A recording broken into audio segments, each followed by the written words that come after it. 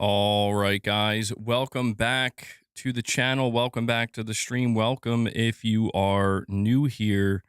Thank you guys so much for waiting patiently for the intro to finish up. I hope everybody is doing well today. It is Sunday, May 31st, 2026. We are on the cusp of what might be, I think it's safe to say it.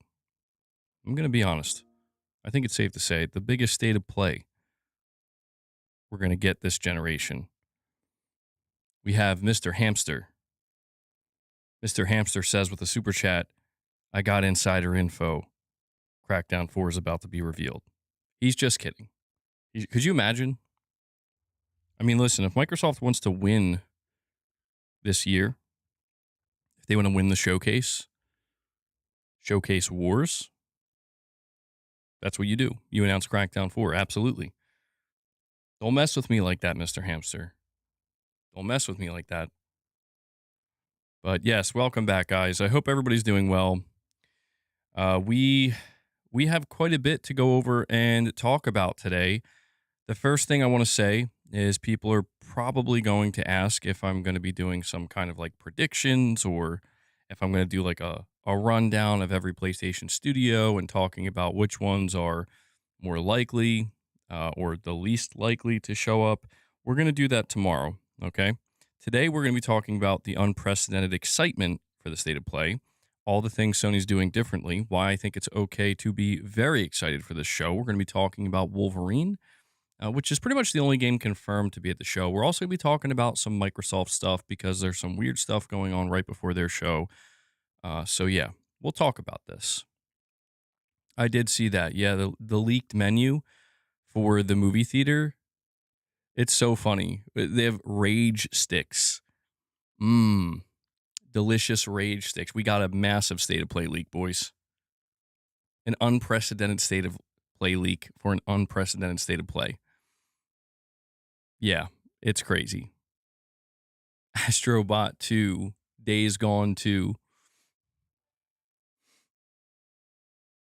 Cheese says, MBG, I'm beginning to see why some call you out. Sony hacks, no tweets. Microsoft deciding whether or not to put PlayStation and Switch at the end of the trailers equals 4 tweets. Video, end topic. I care more about losing my account. Well, I did cover that. I think the problem with it, Cheese, is I happened to be covering it during the week where I was doing things differently on the channel. But I did cover it pretty extensively. Kenny, thank you for the GOAT trophy. Well, yeah, when it comes to the PlayStation, it's not a hack, it's important to understand Sony isn't hacked. My understanding is like they have. So if you are wondering like what's going on here with your account potentially getting stolen, it seems to me that Sony has outsourced their customer service to somewhere in Indonesia. And, it's not great. And so it seems like there are some people who are working at these customer service centers in Indonesia that Sony has employed that are, maybe we could say, unsavory or easily manipulated. And there are groups of hackers who are exploiting that. And so this is why I've tried, and I'll reiterate it here again for those who are wondering, make sure you at least consider changing your email address that you have associated with your PlayStation account. Because, again, from everything I've looked into, if these people who want to take accounts, if they can figure out your email address, which as far as I'm aware, that's not something these customer service centers are allowed to give out, like ever. It can't protect you 100%, but just consider that. The email address is the big thing. How do you change the email? You can do it right through the PS5, but if you do change your email, you want to make it, and don't share your purchase history. Don't do that either. But if you want to change your email address, it's recommended you use an email address that's only associated with that PlayStation account.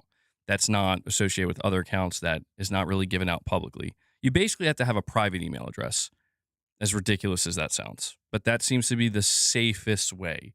if you're actually like that worried about it. That seems to be the safest way, but it's not a 100% guarantee either. So, yeah, so what Sony has to do, they have to figure out a better way to handle their customer service. By that, I mean actually literally hiring a better, I would say just whatever they're doing now, they need to just let it go. They need to fire the company they're using and actually not cheap out about it and get good customer service. Because this is it's pretty bad. It's pretty bad. Man, I'm trying to keep my expectations in check for the state of play, but everything happening is making it hard. I mean, it's up to you what you want your expectations to be, but I'm going to tell you right now, if there was ever a time to actually let yourself get excited, this is the time. We're going to talk about that in a little bit. I mean, there's literally unprecedented hype coming from Sony themselves. That's the craziest part. I'm not saying Sony's going crazy. They're not going off the wall, but there are signs. The signs are there, people. It's different this time. Something's different. So it's going to be pretty exciting, I think. I'm looking forward to it.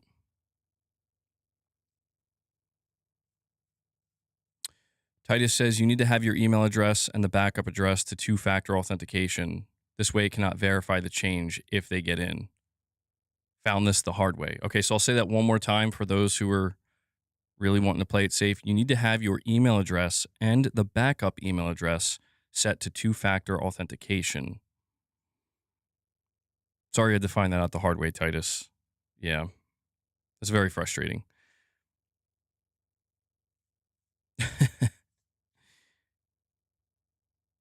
You think this state of play is going to be a mic drop moment? I mean, I hope so. Sony needs it. You know, they have. I mean, well, the last state of play they did was fantastic, but I just think that it's the end of the PS5 gen. You want to get people as excited as possible. You know what I mean? Not a single thing can be more hype in a year than GTA 6 launching. What tops that? I don't think anything tops that. But I think what everybody wants, they want these shows to be really good. Like really, really good. I mean, I saw somebody in my chat, they were asking, like, does Sony do showcases anymore? Are showcases a thing anymore? I'm going to say no. I don't think so. To be clear, I don't think when Sony's ready to reveal the PS6, I don't think they're going to call it a state of play. That would be crazy. They've never done that before. So I think they're going to have like a showcase when they're ready to reveal next gen. But going forward, outside of that just specific moment, they're doing state of plays. And so I think it does make sense that if this is the direction they're going in, they want to make them bigger. They want to make them more exciting. There must be something very significant in the state of play. They've announced it 2 weeks in advance, a 3-day countdown. Opened up theaters, invited press. Yeah, well, exactly. Yeah. I'll show you guys this. Hold on.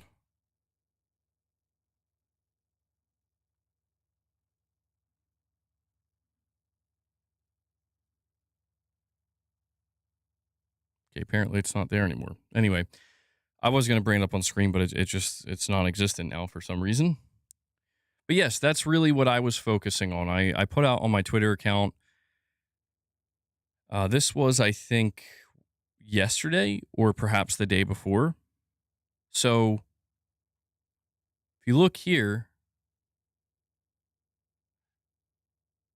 yeah, so there's now an official countdown on the State of Play website, on PlayStation's website. And, the reason why people are focusing on that is because, again, it falls under the category of things that Sony has never done, ever, for their shows. I don't think Sony's ever done a countdown for any of their shows like this. So you have that countdown timer. You have them announcing it 2 weeks in advance, which is insane. I'm going to be honest. Like, I've been following PlayStation for many, many years, and I've been following them since the time they first created State of Play. I have never seen them announce a show this early in advance. So that really is unprecedented. Some people were speculating that maybe that's due to them partnering with Alamo Drafthouse, but considering they made the tickets free, and they were going to sell out pretty much instantaneously, I don't think you needed to give 2 weeks advance for that specifically.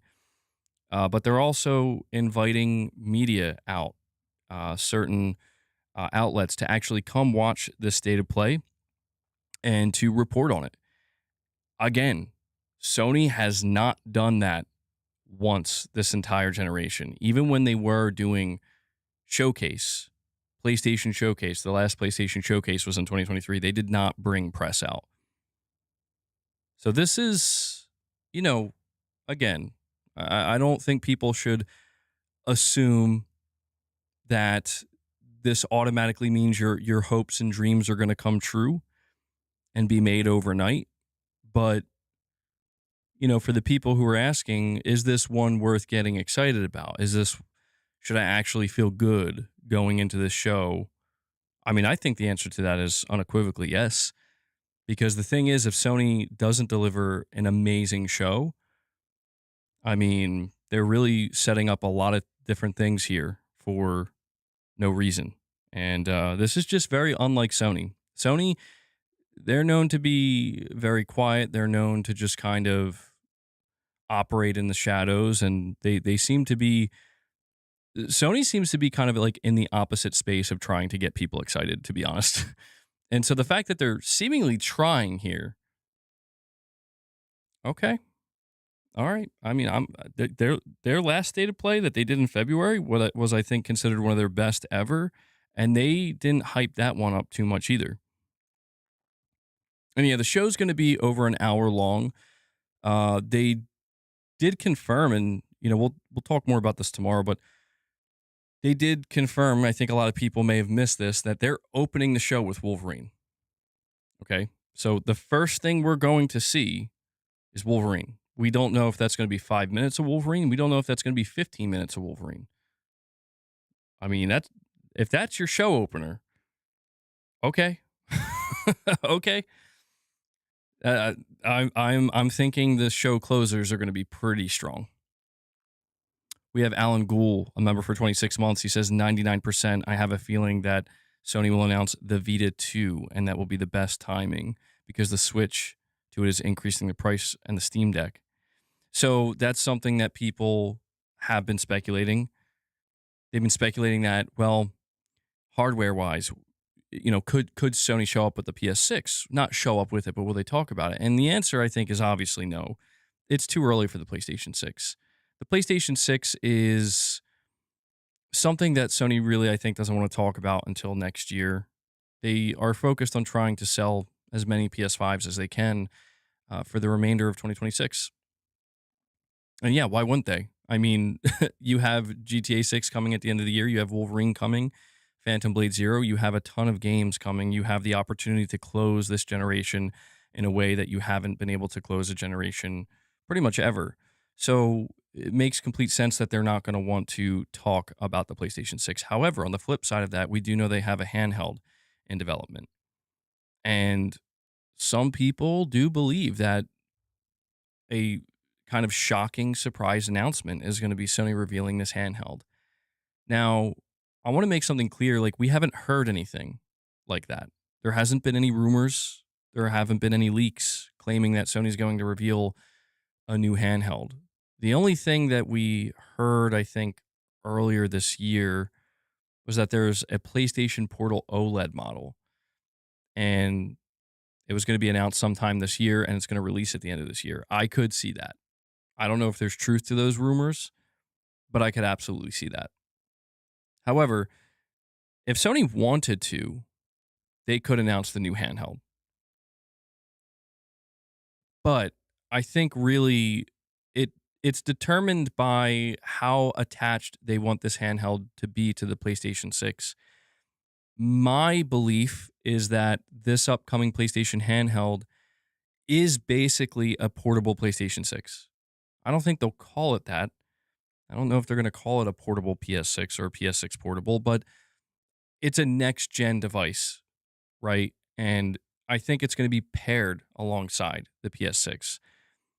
if Sony were to announce the dedicated PlayStation handheld now, it would kind of be very much focusing on the idea of it's more of like a PS5 handheld, which they could do. They could do that if they wanted to.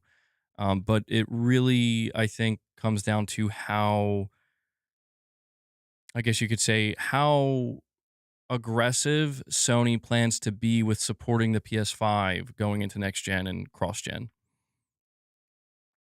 So I'm not convinced that the PlayStation handheld will show up, but anything is possible. And if Sony, if the release timing of this upcoming PlayStation handheld is completely different and separate from the PS6, then I mean, who knows? Maybe they could. It's possible, but I'm not convinced.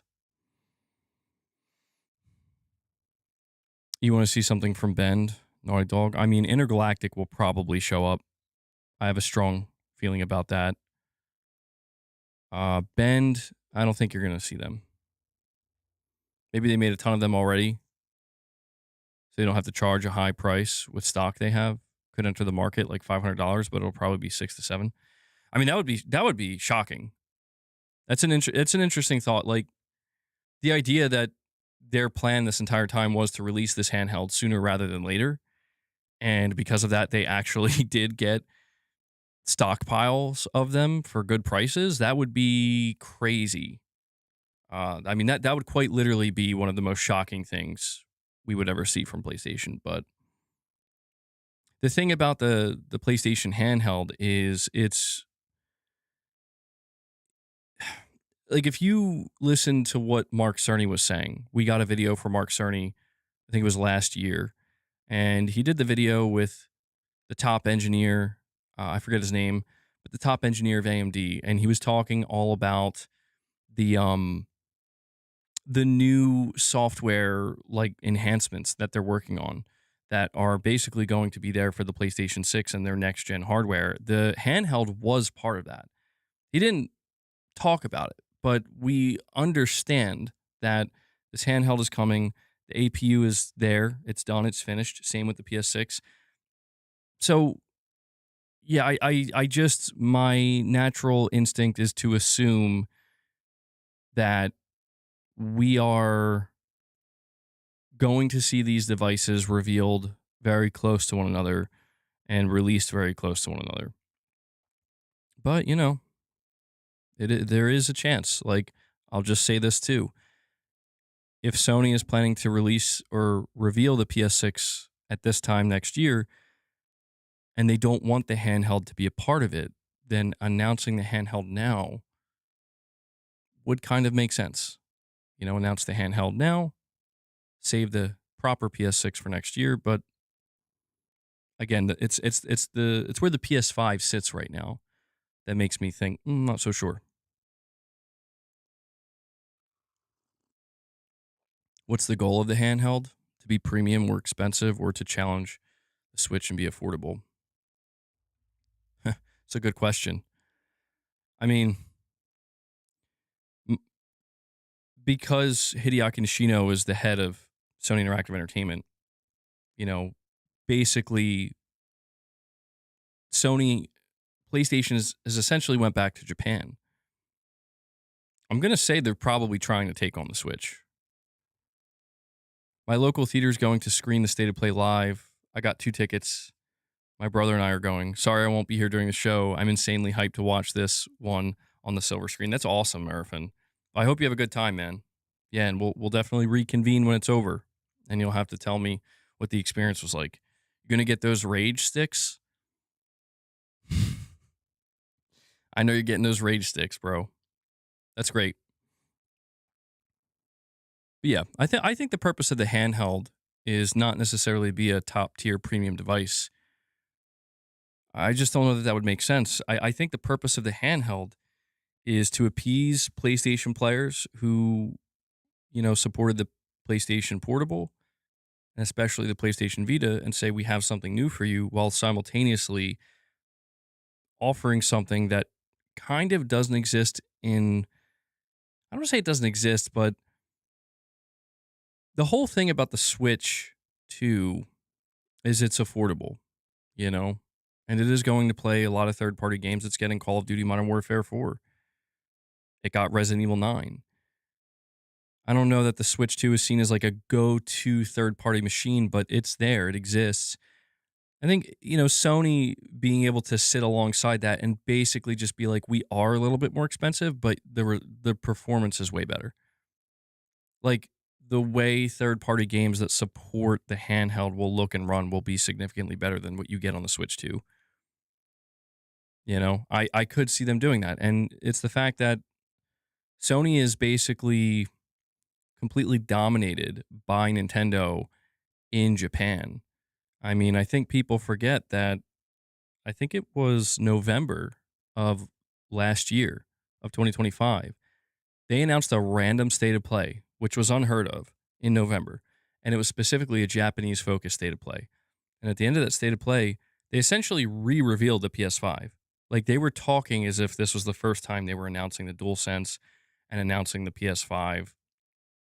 And it was very obvious that they were trying to and they announced a Japan only version of the PS5. So that signaled to me that, okay, Hideaki Nishino is now the one in charge. He clearly wants to take Japan much more seriously. He wants to do something about it. So when you look at that and you also factor in that they also have a dedicated handheld that's going to be revealed in the not too distant future, presumably, I think the answer is they're going to try to. I don't know if they're going to like directly try to target Nintendo and be like, we're taking you down. But it's like, we're going to enter the space and we want to be more relevant and we don't want you to have all the market share for the handheld space and the mass market, side of gaming. That's my guess. I don't imagine the PlayStation handheld is meant to.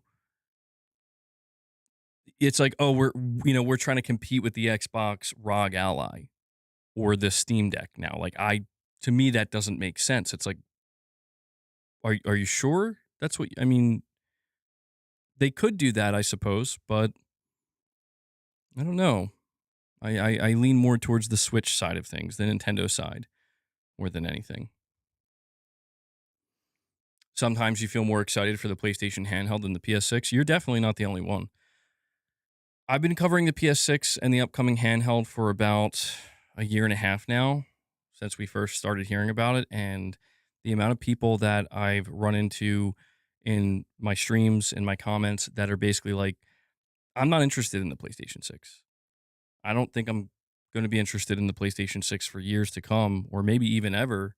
But that PlayStation handheld, that's something I'm interested in. And I think it just kind of reaffirms my theory, which is, Sony wants to,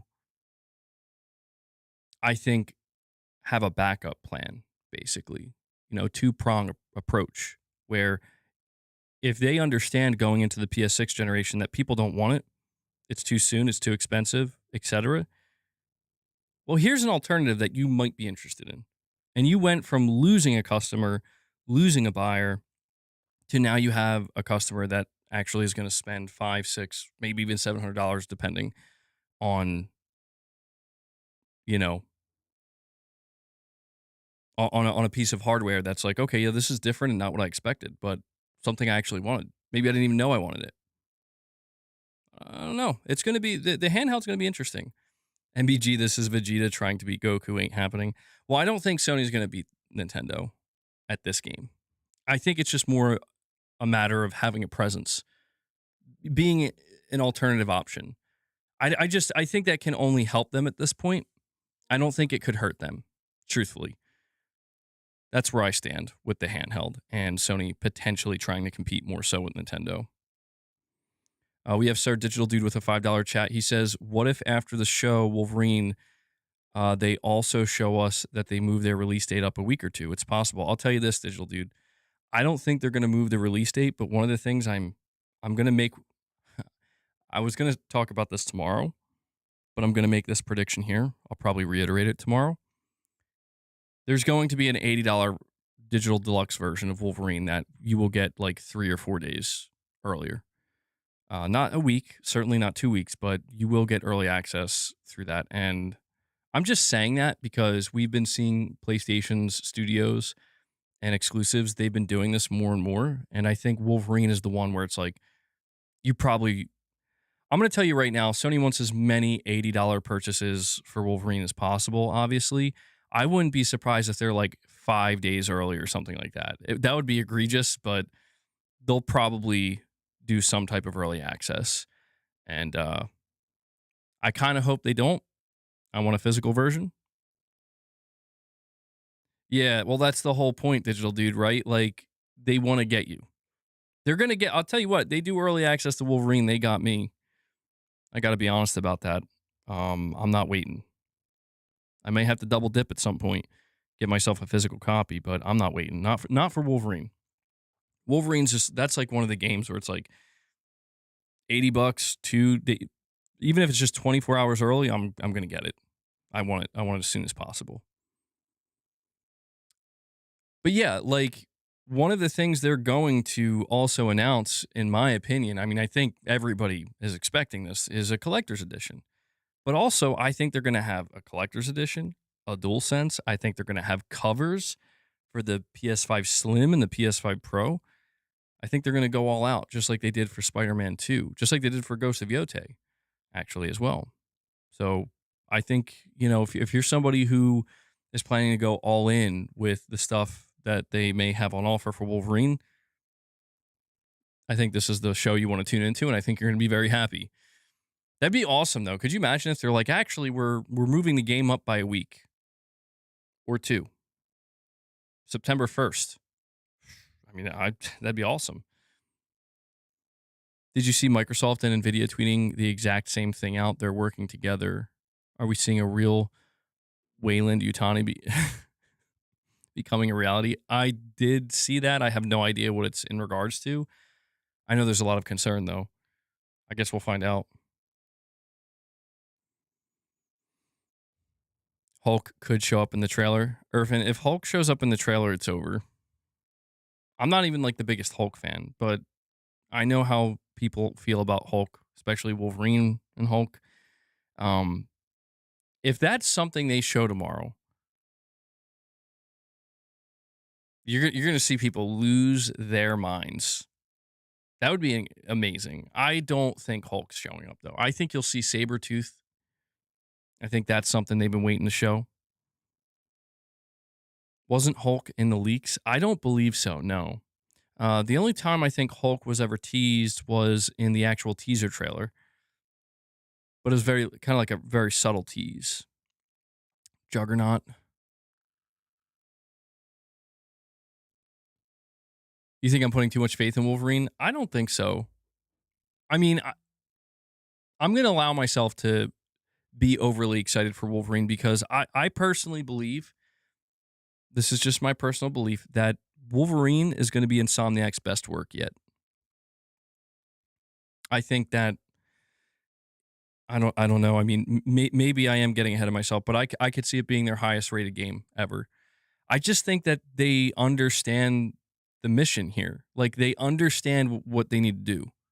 And even though we only have one trailer to go based off of, that trailer, I'm like, dude, if you're just showing me random bits and pieces of the game and this is what it's looking like so far, we haven't even seen the set piece moments. We haven't, like, there's so much we still don't know about the game that we're probably going to learn about in a couple days. It's like, I could easily see this being their best game.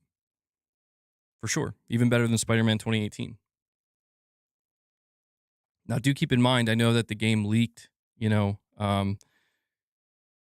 the entirety of this game leaked like almost 3 years ago at this point, I think it was. And it's very important to keep in mind that they changed directors like a couple years ago. I think the directors, I mean, that's usually a bad sign. But some strange things have happened with Wolverine that are uncommon for a lot of games. And so I really do think that something went wrong along the way, or after that Insomniac hack occurred, they had made some kind of decision like, we have to change something. We have to pivot in some direction here. And I think that explains why the director was replaced by, I know one of the people, their name is Marcus Smith. I forget who the other person is, but these are head developers of Insomniac that have been there for like ever, and they are responsible for the Ratchet and Clank games. So I think it is very safe to say that some significant portions of this game probably changed. You know, it's not like a producer role being replaced, it's the directorial role, and two people took over, replacing one person. So, you know, if you were somebody who was exposed to those leaks, I wouldn't just automatically assume. Yeah, I think Brian Horton was his name. He was the one who was um, originally directing, and we don't know what went wrong. And I think he's now over with Crystal Dynamics doing Tomb Raider.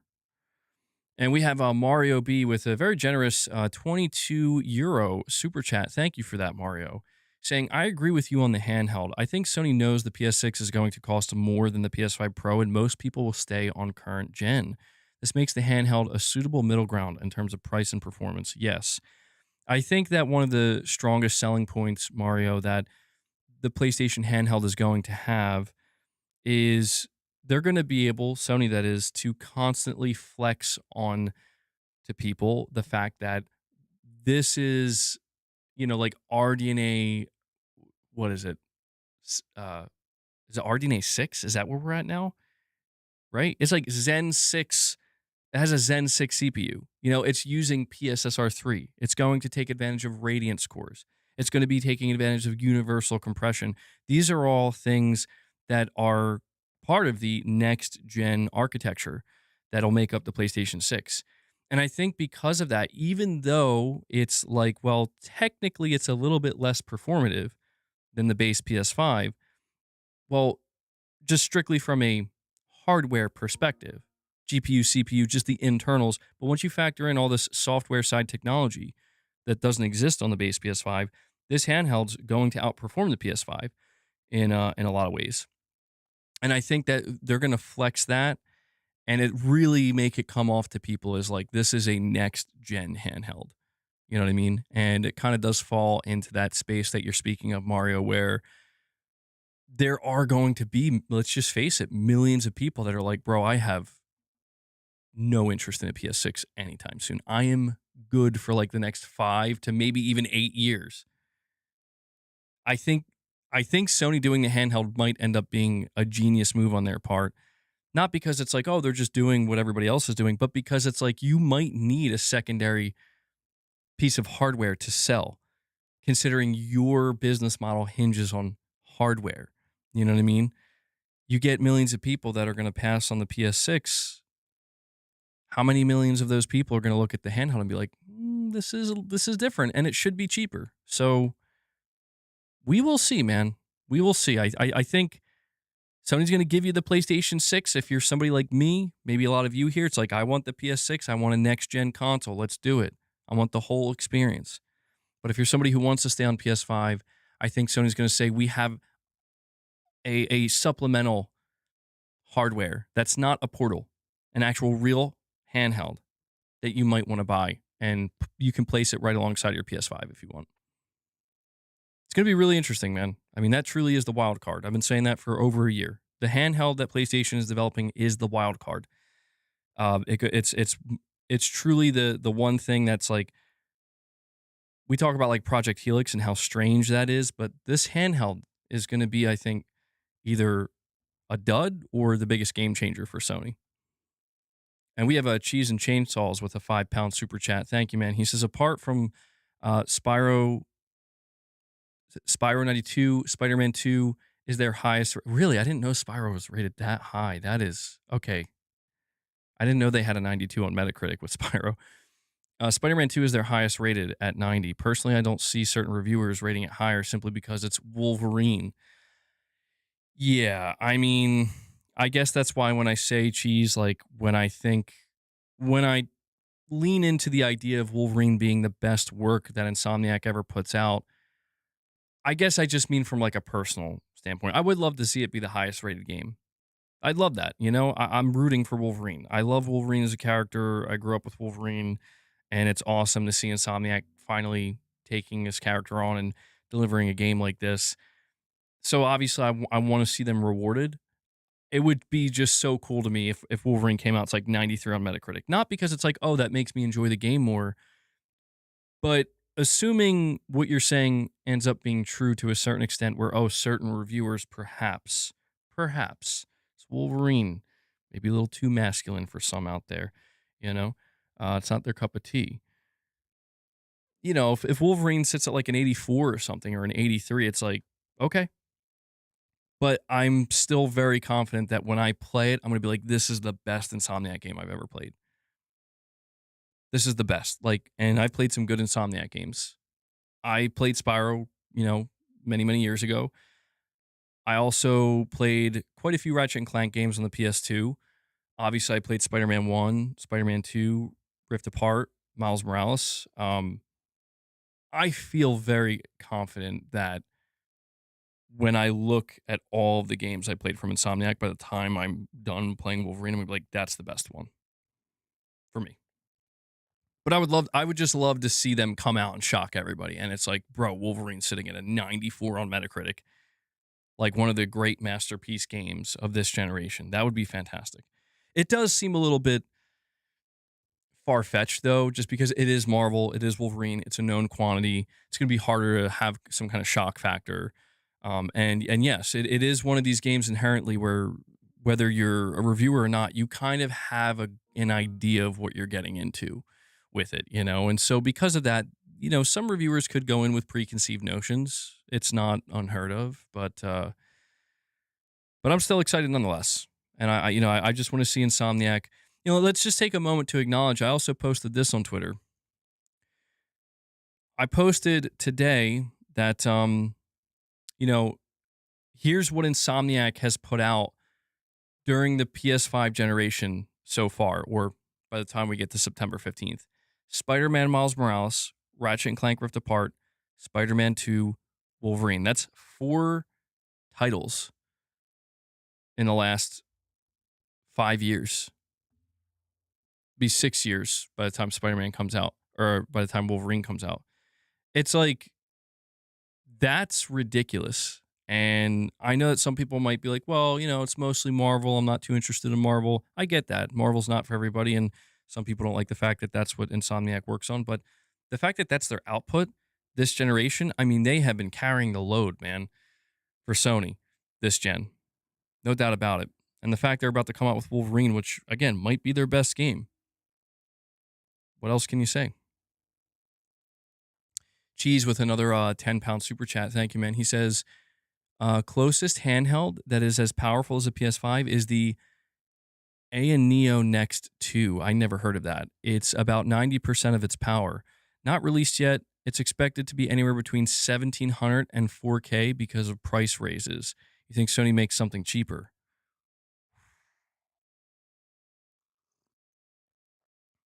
Yeah, I haven't heard of this handheld. AYA Neo. Let me see. I want to see this real quick. Next 2. What's the company that makes this? Is that just the name of the company? The Neo? Ioneo? I don't know if I'm pronouncing it correctly. So I will say, I'm looking at it now. It looks very impressive. I do think that the main key differences here between a device like this and, you know, the upcoming PlayStation handheld is the fact that Sony does have the economies of scale. You know, they're operating at a different level. This looks like a kind of independent company that's making this handheld.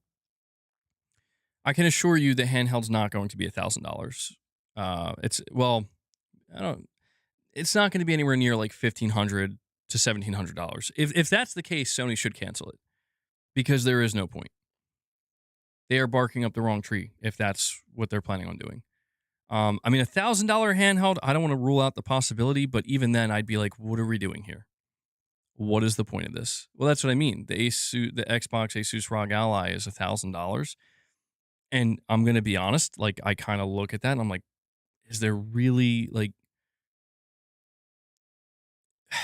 when I look at Sony's goals and Sony's ambitions, it's like, what are you? This could have been a device to try to convince non-PS6 buyers to upgrade. You know, 1,700. I'm not like that excited for a PlayStation handheld. MBG, I don't think Sony should release any consoles in 2027, release the PS6 in 2029. That's what a lot of people feel. Yeah. Well, this is where, geez, it's worth noting, like, that device you're showing me, because you're not wrong. You're saying I'm only pointing that out. That's the price of extremely high end handhelds with a lot of power. So, like 90% of the power of the PS5 in a handheld form factor. That's where I think when you think about the idea of the PlayStation 6 handheld, like I said, it's going to have an entire software suite of next gen technology that's not going to be in this device I just looked up.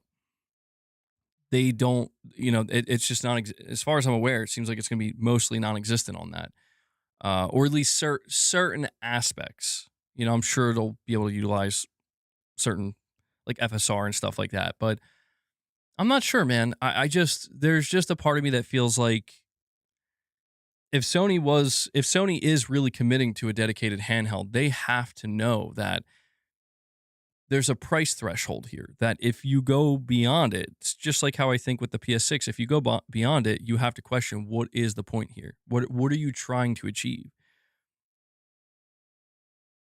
Everything we see with PlayStation right now tells us they're trying to achieve what they always have, which is mass market success, because that's what their business model hinges on. Is it possible that they could cancel, or maybe they have canceled the handheld? Maybe. We haven't heard anything about it in a while. Could it have been quietly canceled? It's very much possible. But they, Moore's Law is dead, leaked the APU of the handheld. And so, yeah, I think the bill of materials, let me see. I want to get this right. The bill of materials for the PlayStation handheld, as far as we know, is between $740 and $750. Wait. I think I typed that in wrong. Does that sound right? I think that sounds right. I feel like they're giving me the results for the PS6 though, not the actual handheld. Okay, here we go. Rumored PlayStation 6 generation handheld. Leaked manufacturing analysis and supply chain data, like those provided by hardware analysts such as Moore's Law is Dead, estimate the bill of materials to be about $743. So it's going to be tough. It's going to be tough, man. Like, if the estimated bill of materials is almost at $750, I don't know how you subsidize this handheld, unless maybe you just kind of bank on the fact that all purchases are digital. You can factor that in, perhaps, but I don't know, man. So our digital dude with a $10 super chat says, MBG, why do you think some PlayStation studios release DLC for their single player games? Insomniac, Santa Monica, but not other PlayStation studios like Naughty Dog. I think it comes down to studio management, time, resources. I think most studios, if you've noticed, a lot of these studios have kind of stopped doing DLC. You still get it sometimes, but generally speaking, it seems like most PlayStation studios lean on the side of not doing DLC. And I think the reason for that is because every time they ship a game, there's this kind of understanding that whenever we decide to greenlight, or when Sony decides to greenlight another game we want to pitch, it's going to be 5 to 6 years potentially. And I just think it makes sense that a lot of the team, even the leadership, is like, we want to move on to the next thing, even if that is a sequel. If you look at Spider-Man 2, Spider-Man 2 didn't get DLC. It was supposed to. Spider-Man 2 was supposed to get 3 different things of DLC, and it all got canceled. And who knows, maybe it'll be packaged into like the upcoming Venom game or something like that. But one of the reasons seemingly they decided to cancel it was because they basically went over budget with Spider-Man 2 because, well, I mean, we don't know the exact reason, but it was like over $300 million or something for that game. And I think that's what it was supposed to be like with the DLC factored in. So I think there's a lot to it. Like, it's not just even as simple as we have more we want to do at the game. I'm sure all devs feel that way, but it also has to do with budgets, and time constraints, all that stuff. So I think when you see a studio at PlayStation release a DLC, they were in a good position.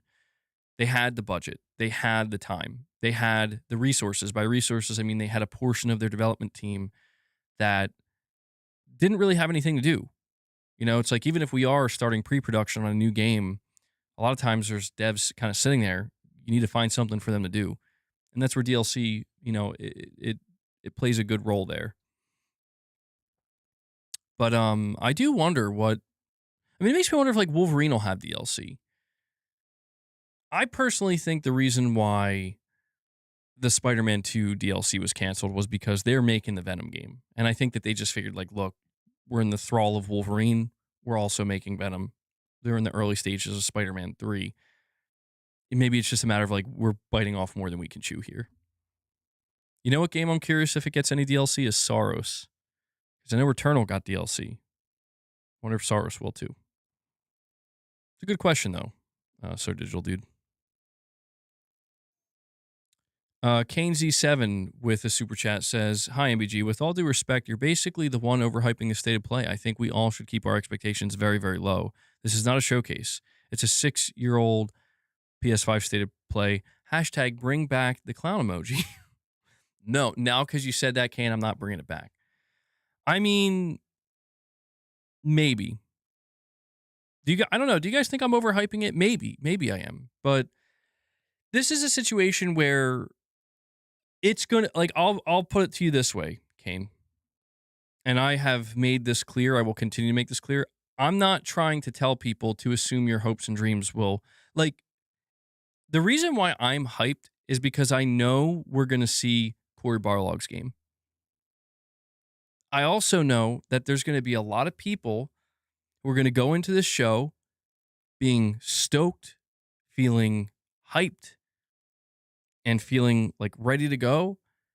And the biggest new game Sony will probably be revealing is Cory Barlog's game, which is a Faye game. And they're going to be like, this sucks. And it's like, speak for yourself. Because there's actually just as many people, I believe, or, well, I will just speak for myself. I probably shouldn't speak for others. To me, that's an exciting announcement. Cory Barlog's new game he's been spending 7 years developing, that's going to tell like a prequel story to God of War 2018 and Ragnarok. Yes, that sounds incredible.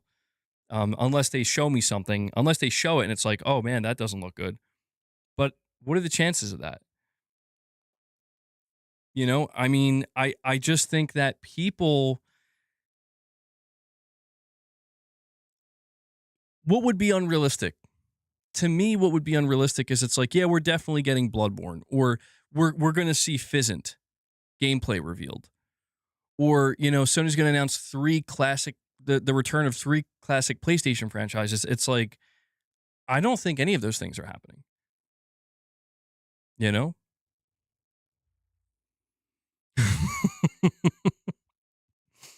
Don't worry, Cheese. I'm pretty sure you're going to have a gelatinous cube companion. I'm excited. Listen, I want to encourage people, feel how you want to feel. Feel like if you listen, like Kane, if you want to go into this show with low expectations, there's nothing wrong with that. I'm just here to let you know, like, here's what Sony is signaling. And if you feel like, hey man, I haven't enjoyed the state of plays this gen, it's not a showcase, I'm gonna go in with very low expectations. Yeah, that's totally fair, man. That's totally fair. Like, I'm not gonna tell you you're wrong and, you know, you need to go in and flip tables over because you're that excited. No, I just think it's like, this is the time for Sony to put on an exciting show. And they're signaling that they're putting on an exciting show. Like, do you know, and we will talk more about this tomorrow, but a game that's going to show up tomorrow is Fair Games, a.k.a. Break-In. Brace yourself. Did I say tomorrow? I meant on June 2nd. That's going to be there. Don't lose your mind when you see it. Don't be like, wow, this show's ruined. They showed me Fair Games, Break-In, whatever slop. Yeah. So it's not just going to be 60 minutes of every game's going to speak to you. That's not how any of these shows go. But, I think there's cause to be at least a little bit excited. Do I feel less pain today? I have pain in my arm. It's running down my arm. I feel like it's slow. I mean, dude, it's got to be getting better, right? I can tolerate the pain more. The pain feels less. It's still there. It's just taking its good old time. So, I'm just dealing with it and I'm just trying to take it easy and not hurt myself. I tried to, just on a side note for a second, I tried to work out yesterday, like a really, really light workout, like therapeutic type stuff. I'm like, okay, I'm going to pick up these 35-pound dumbbells, 35 pounds, which to me is not, I mean, depending on what exercise you're doing, that's not a lot to me. I wanted to do a flat bench press with 35-pound dumbbells. I couldn't do it with my left arm. I got to like 8 reps and my left arm was like I couldn't do it. I've lost strength significantly in my left arm because the nerve is still pinched. So I went down to like 15 pounds, 10 pounds, and just trying to do movement and get it to, you know, just work with my body. It was very jarring for me. I have to admit, like I was not expecting that. I'm like, this is bizarre. I've never experienced like just not being able to have strength in my arm, or like like my arm is fighting me. Like I can't have it do what I want it to do. It's very strange, but it's. I feel like it's improving slowly. But I appreciate you asking. I'll keep you guys updated. I feel okay right now. Just a little bit of pain. Yeah, that's true, Titus. My hope is that, as you guys can see right now, I'm standing. I purchased this standing desk. I feel like so far it's been a great investment. Um, I think this is already helping me. I noticed the past week or so since I've been doing mostly standing streams, like I said, I'm still in pain, but I just feel like compared to where I was a week, certainly 2 weeks ago, sitting on the sofa, it's like I feel like this is better for me. Like my posture's correct and my body's starting to slowly respond to that. So hopefully it'll continue down that road. I have other doctor's appointments in the future that see what they say. But I appreciate you guys asking and, checking up on me. Very kind of you. But getting back to the state of play talk, um, Tarnished, you're saying MBG, don't be gaslit by doubters. The state of play is going to be huge. All signs strongly point towards that. So many people are very excited for it. Oh, and Kane, you dropped another super chat and you said, to me, the hype will happen when FF7 Remake 3 is shown. So I want to tell you, Kane, I don't think Final Fantasy VII Remake Part 3 is going to be at the state of play. I am almost certain it's going to be at Summer Game Fest. So while you may end up disappointed that this particular game is not going to be at the state of play, you're going to get the reveal a couple days later, like 3 days later. So hang tight, okay? Makui Ninja says, I mean, you don't roll out in theaters with nothing hyped to show. The big closing segment for this year's state of play, the summer state of play or the big spring state of play. Fair games? No. We heard you. Introducing Break In. The closer. Oh man, could you imagine? I mean, dude, people in these theaters would start rioting. They would start destroying the Alamo Drafthouse theaters. Jack, you're saying this is likely the biggest state of play ever. I have to hype it up to no end. I mean, I'm still leaving room for, I don't want to say disappointment. Disappointment, I don't think is there. I don't, listen, man, I'm going to be honest with you guys. The fact that they're like, we're opening the show with Wolverine, I'm like, okay. You already have my attention and my hype. Because this is like my most anticipated game right next to GTA 6. So from that point forward, assuming that everything they show of Wolverine looks amazing, from that point forward, it's just like, bring it on. How good can it get? I'm going to find out. A teaser would be smart. They did that for Rebirth. You know, they're gonna tease it and be like, "No, you give me a like, Tarnished," because I'm hype. I am hype. Can you purposely act pissed off if the state of play doesn't live up to the standards? Yes. Yes. I'm gonna rage and crash out.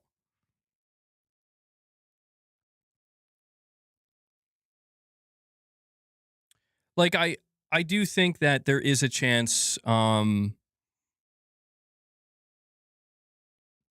gonna say this, and this is gonna be bold of me to say.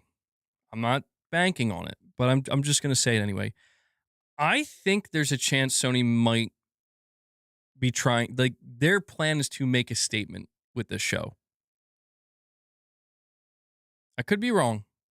I've been wrong many times before, but there's just something about there's like an air to this show where it's like I don't think it's going to be like E3 2016 level, not like that. I want to, I'm going to still keep it within reason. But I just think that this maybe is the time where Sony's like, we're tired of people thinking our shows are bad. We're tired of people always being disappointed every time not disappointed, but like there's always just this kind of underwhelming sense when Sony announces a state of play. And I think this just might be them really getting ready to truly solidify that state of play is showcase now.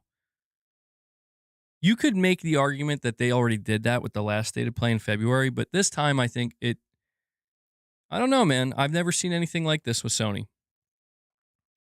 And I'm not sure what exactly they had planned. I don't know if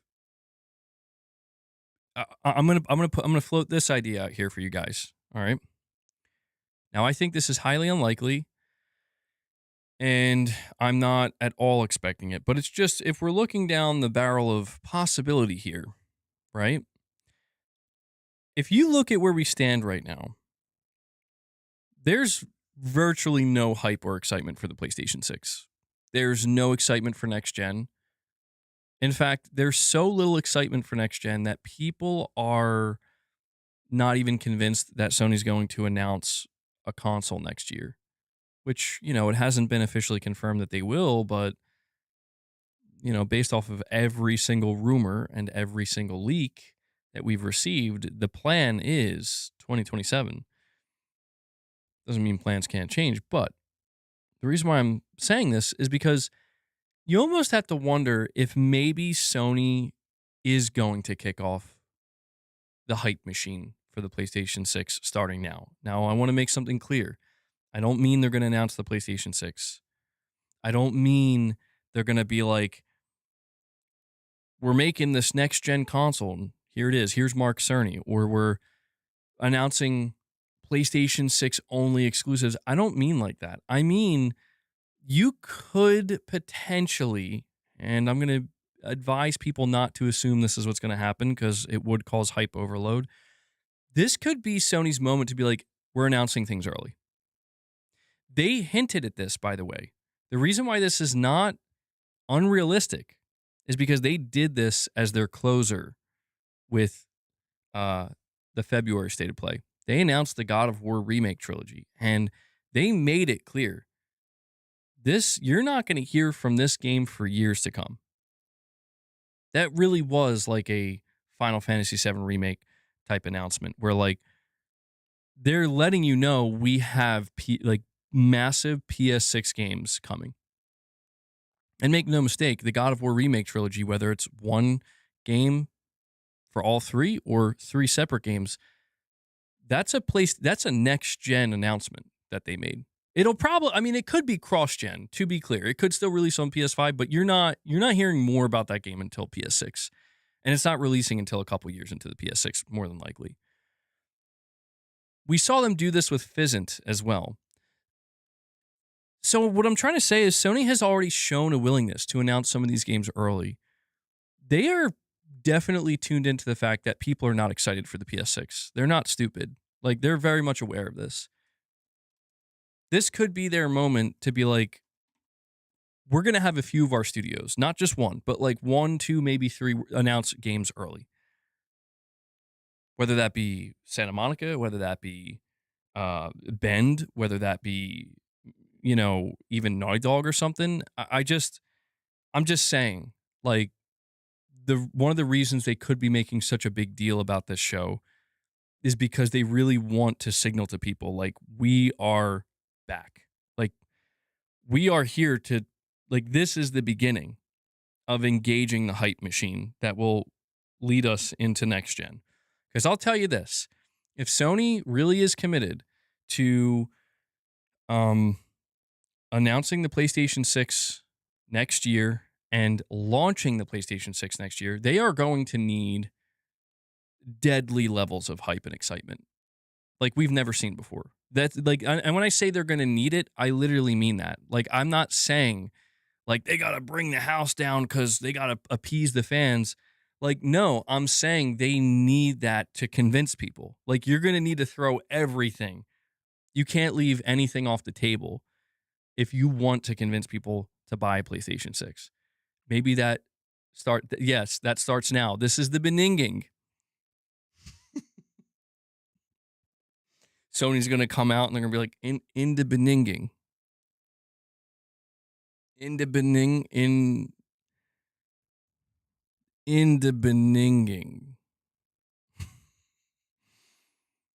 We're announcing a PlayStation 6. Makui Ninja, you're saying, I'm sure they're not saving break-in for last. You better believe they are. Get ready for disappointment. Get ready for disappointment. Let's see. MLB The Show is going to close it. Kana, 3 minutes. Break-in, 4 minutes. Token character reveals 1 to 2 minutes. Intergalactic, 45 minutes. Animushin, Code Veronica. Code Veronica would be huge, 5 minutes. If Code Veronica shows up, that's going to be big. Wolverine, 10 minutes. Faye, 4 minutes. Multiple indies, maybe 10 minutes. Marathon, 2 to 3. If Marathon shows up, please no.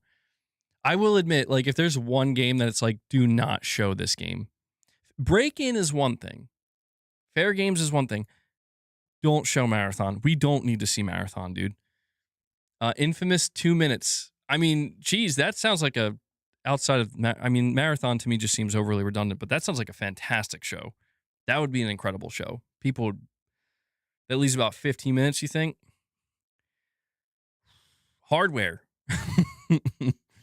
I mean, I don't know, man. It's hard not to get excited. I have to admit. I feel you guys look. You watched me die inside this generation. Okay, you watched me go from being the absolute epitome of being the hype man for PlayStation, and I was the showcase guy. The secret showcase is coming, guys. The secret showcase is coming. Just wait. To basically completely giving up. Like, there is no showcase. Showcase has been deleted. It's been erased. It doesn't exist. To basically going from that to, I hope the state of play is good. I feel like Sony, are you going to do it? Like, are you finally doing it again? Abandoned. I'm the blue box guy. And look at that. What did all that hinge on? All that hype, all that excitement. It all hinged on the notion of something big's coming. We kind of did get it, though. Like, even though Blue Box never released anything, did we not get Silent Hill 2 Remake? Did we not get MGS 3 Remake, and MGS ports and Fizzant announced? Like, we kind of did get it all. It's kind of weird. I'm not going to lie. It's kind of weird how that worked out. We have Mario B with a €6 chat. He says, the timing of hype for next gen is a bit off, though, because GTA 6 marketing is about to kick off, which will dwarf the PS6 hype. Unless, Mario, you're completely correct about that. You are completely correct about that. Unless somehow Sony has convinced Rockstar to let them talk about the next gen versions of GTA. No, that's not going to happen. Actually, to be honest, I think you're completely right about that. But that's why I'm saying, like, when I talk about the idea of Sony using this upcoming state of play as a way to start getting people excited for the idea of next gen, it's not about hardware. Like they're not going to, as far as I'm concerned, hardware is not going to be a a big thing at this show. Like I do think you might see the PS Portal OLED.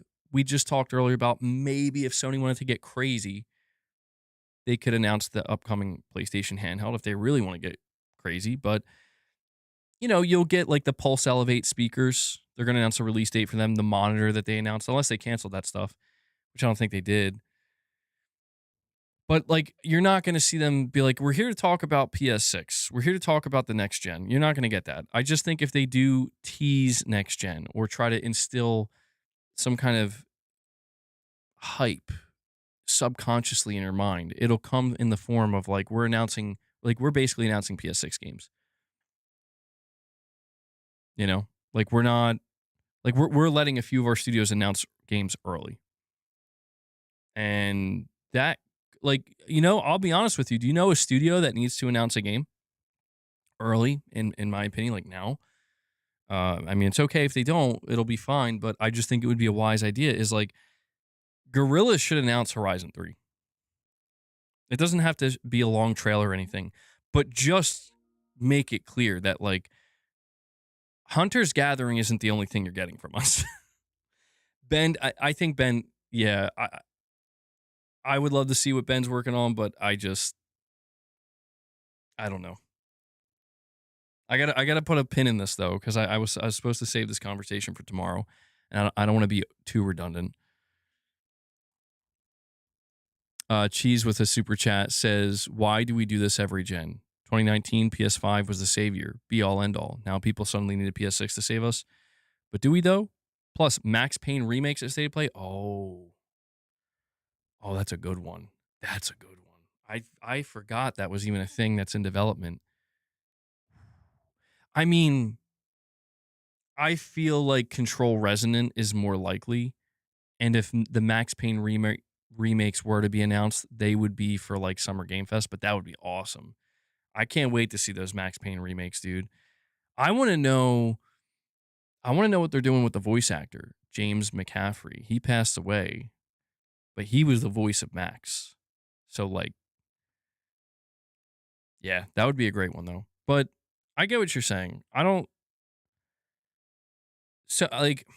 know. I mean, are we going to need a PS6? I mean, I'm going to answer that question. I'm going to say I don't think anybody's genuinely going to need a PlayStation 6. I think the best Sony can hope for is, I don't know, just really generating excitement around it. But that excitement has to be real. The only thing I'm a little bit afraid of is the idea that Sony, I don't want them to get like nonsensical about it, Like, here's a bunch of different things that we're offering with the PS6 that you really need to have right now. Because without it, you're just, I don't know. I mean, they're going to do that. That's marketing. But the improvements just have to be worthwhile. And in my opinion, like, that's all Sony really needs to get right. They need to just have good, worthwhile, meaningful improvements to what the PS6 will offer and what it will do alongside amazing games.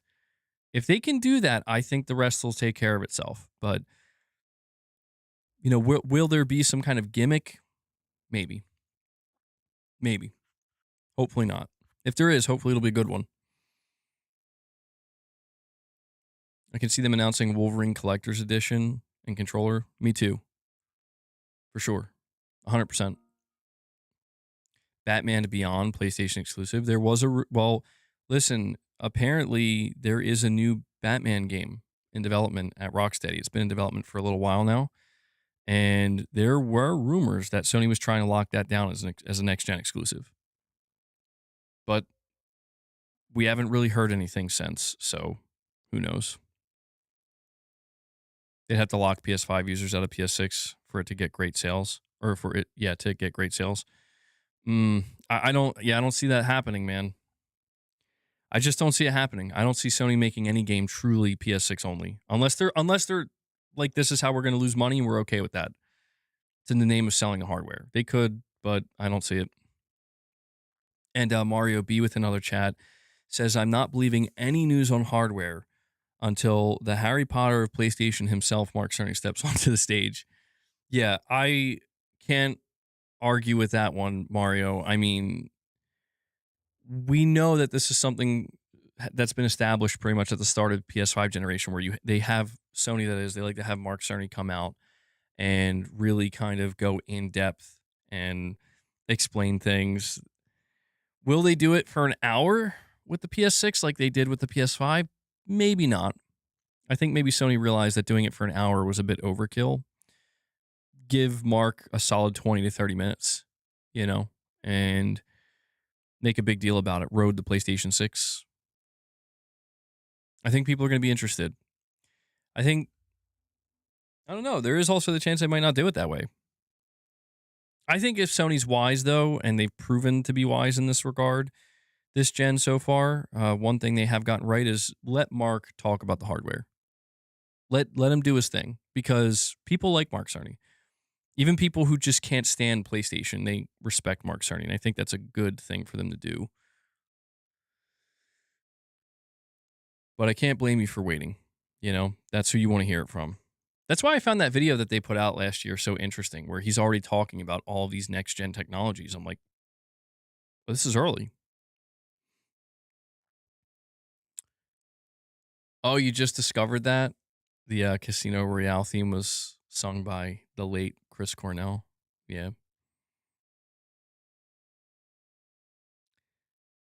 GTA will be there. Lock it in. At this point, I'm going to say no. Don't lock it in. GTA is not going to be there. I'm done. I'm officially removed from the GTA. I don't want to say hype cycle, but like, it's going to come when they want it to. They're going to release it when they want it to.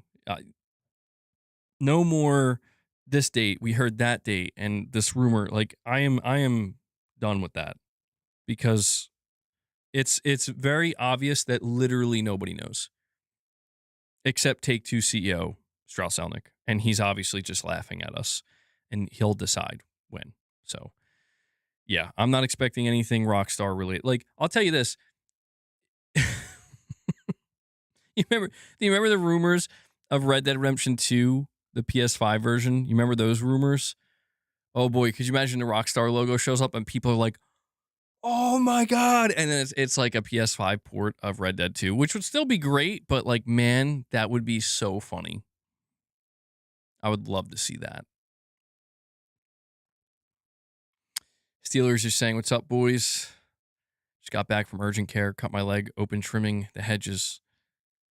Needed a few staples. Oh man, that's brutal. Well, I'm glad you're okay, Steelers. Yeah, take care of that, dude. That's quite unfortunate. You needed a few staples. Jeez, brutal." No, I don't think so, Jack. You're saying probably not a trailer, maybe announcing a GTA 16 bundle. Nope. Nope. I'm officially one of those people now.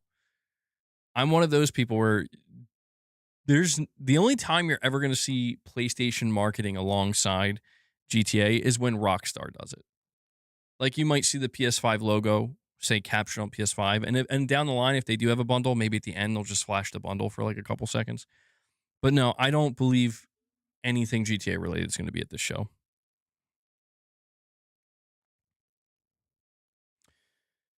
You think a Red Dead Redemption 2 remaster is about as likely as a Bloodborne remaster?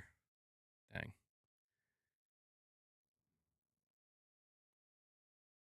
Jack and Daxter needs a comeback. Oh, man. Could you imagine if they announced something Jack and Daxter related? I mean, well, yeah, we do have to consider that too. You're saying they also don't want to take away from Wolverine because GTA marketing will take all of its air when it starts. Yeah, I think if anything, like, because I was thinking about this, right? Every show is basically happening the first week of June. Between June 1st and like June 7th and 8th, like, all the shows are happening. I think, like, that's intentional because I mean, Take Two Interactive did say, like, yeah, marketing begins in the summer, and the summer doesn't start till the end of June. Like, I think June 21st is technically when it officially starts.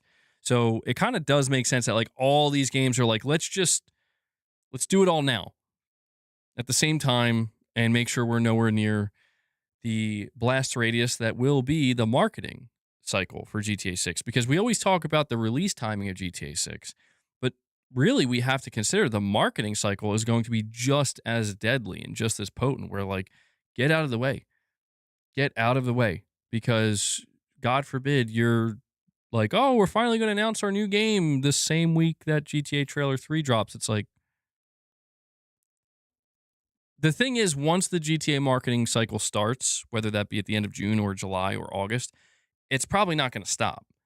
It's going to just keep going. So your chances of like running into problems if you're a developer that wants to announce your game and talk about your game, yeah, the chances increase quite a bit.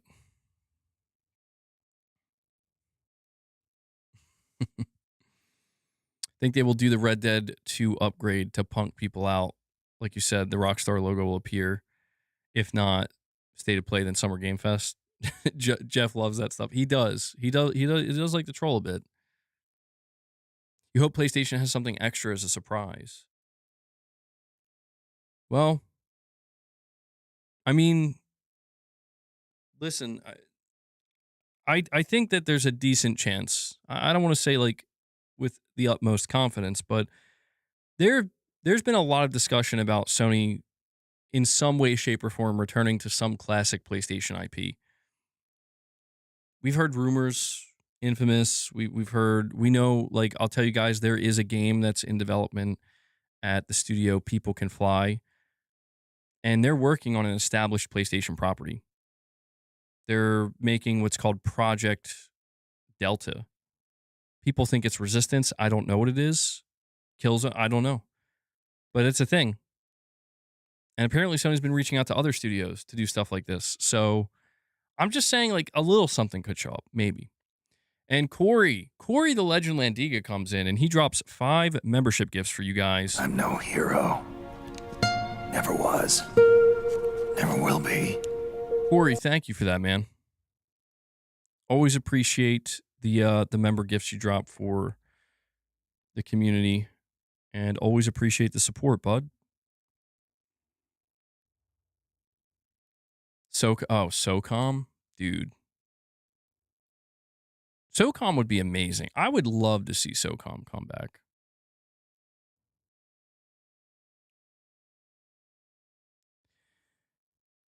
Yeah, Tarnished, I'm not going to discuss that, but yeah, I'm noted. That's all I'm going to say.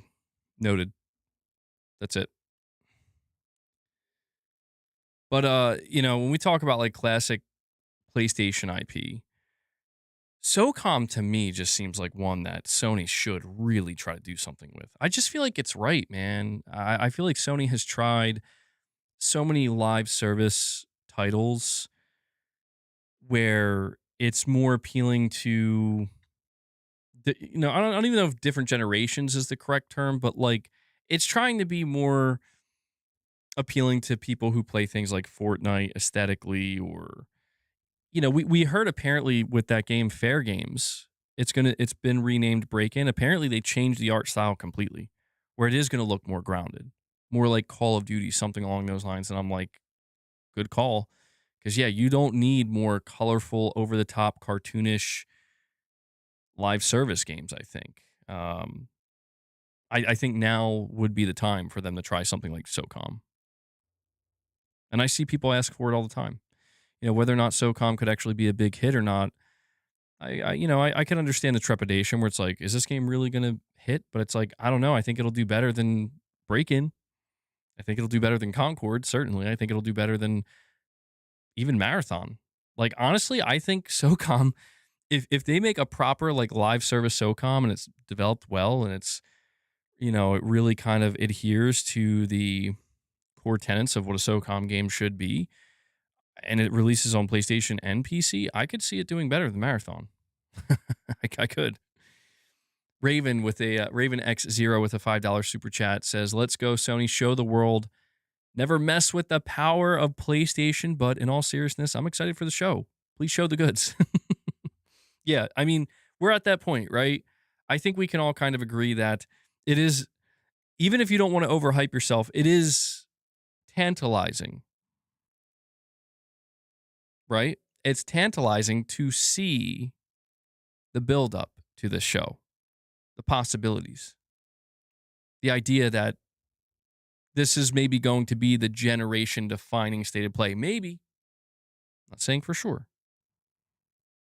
but we've been waiting. We've been waiting. And, I also want to say the way I'm talking about this, it's making it sound like, oh, every state of play has been horrible. That's not true. We've had some amazing state of plays. But there does seem to be this kind of added weight with this one where it's like, but this one might be next level.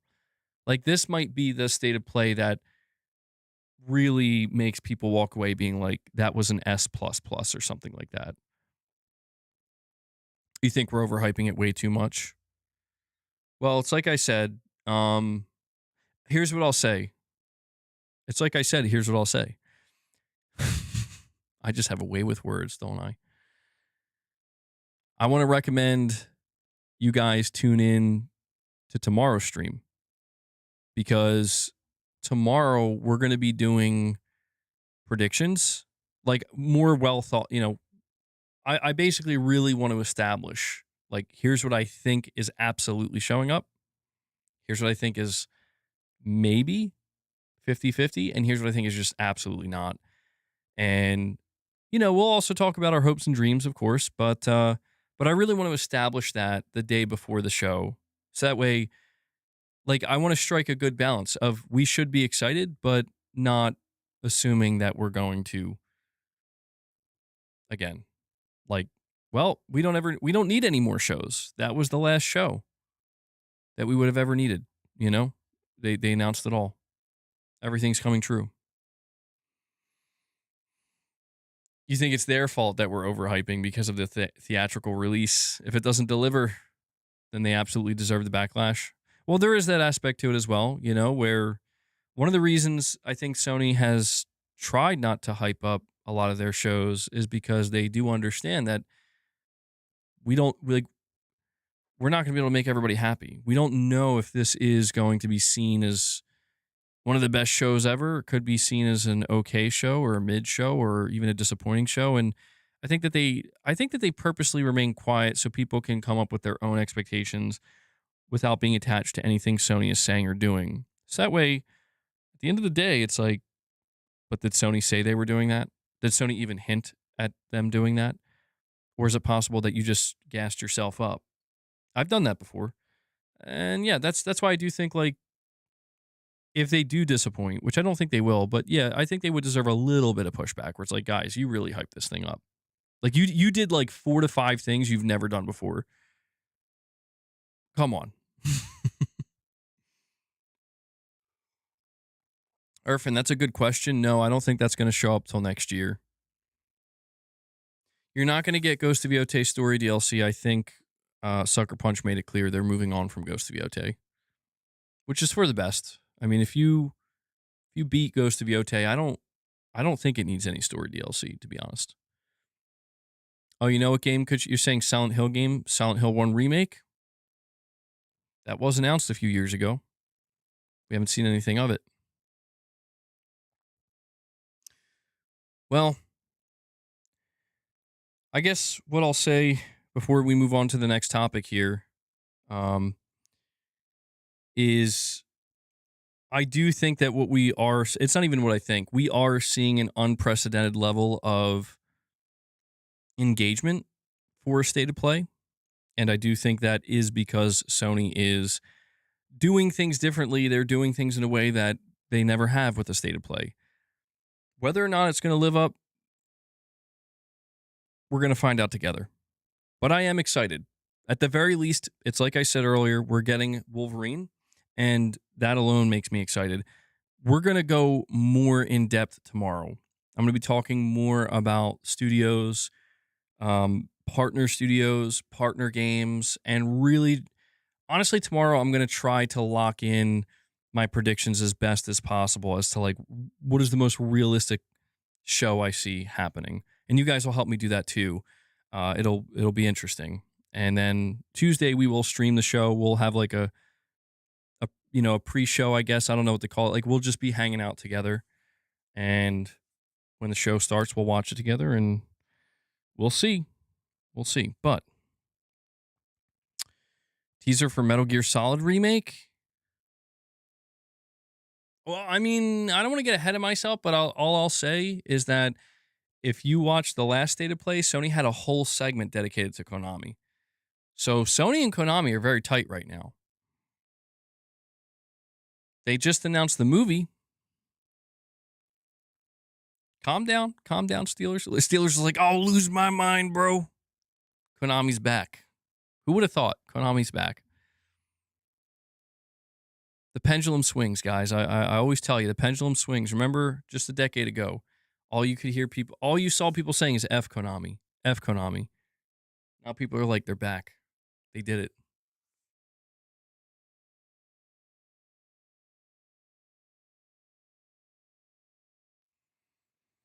All right. Let's talk about something else here. Now, this was strange. And I'm curious what you guys think of this. So, obviously, we're excited for the State of Play, but there's other shows happening. Summer Game Fest is happening on the 5th, but then on Sunday, the Xbox Showcase is happening. And so Microsoft has been in the process of hyping up their own show, and they put out a video. It was an interview with everybody's favorite Microsoft executive, Matt Booty. It's very interesting to me, by the way. I don't know if you guys have noticed, just an observation of mine. Very interesting that Asha Sharma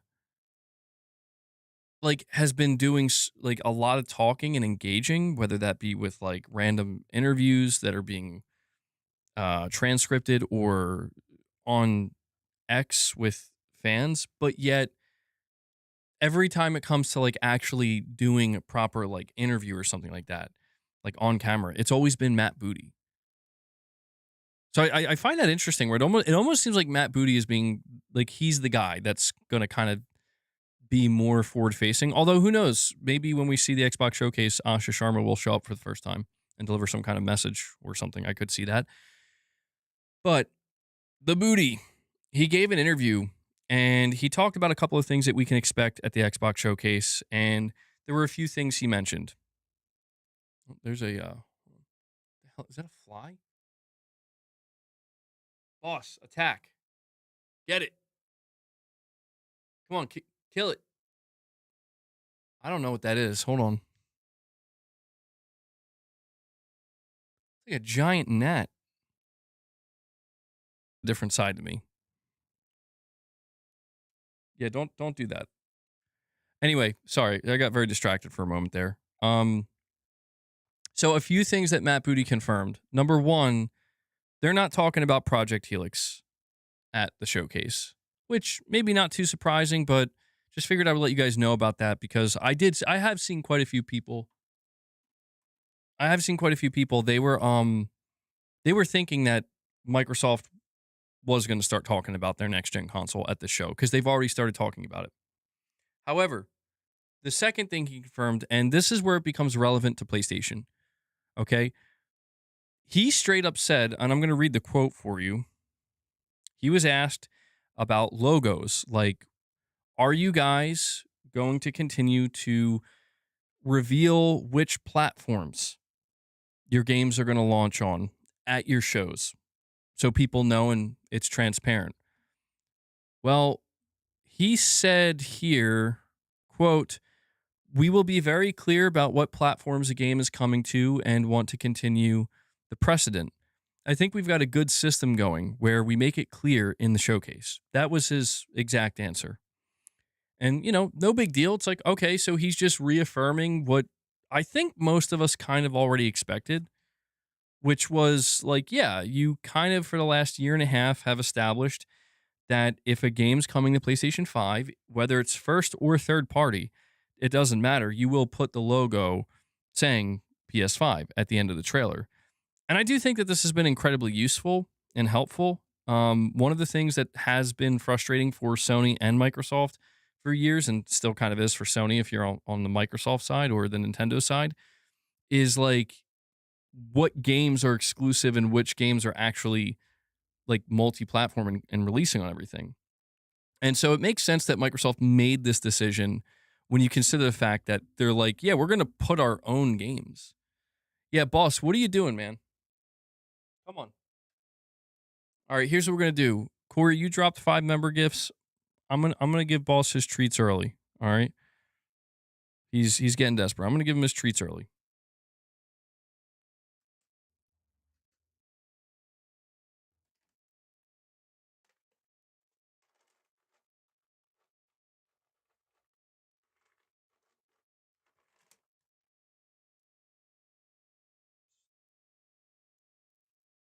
Sorry about that. So here we go. We're feeding the beast.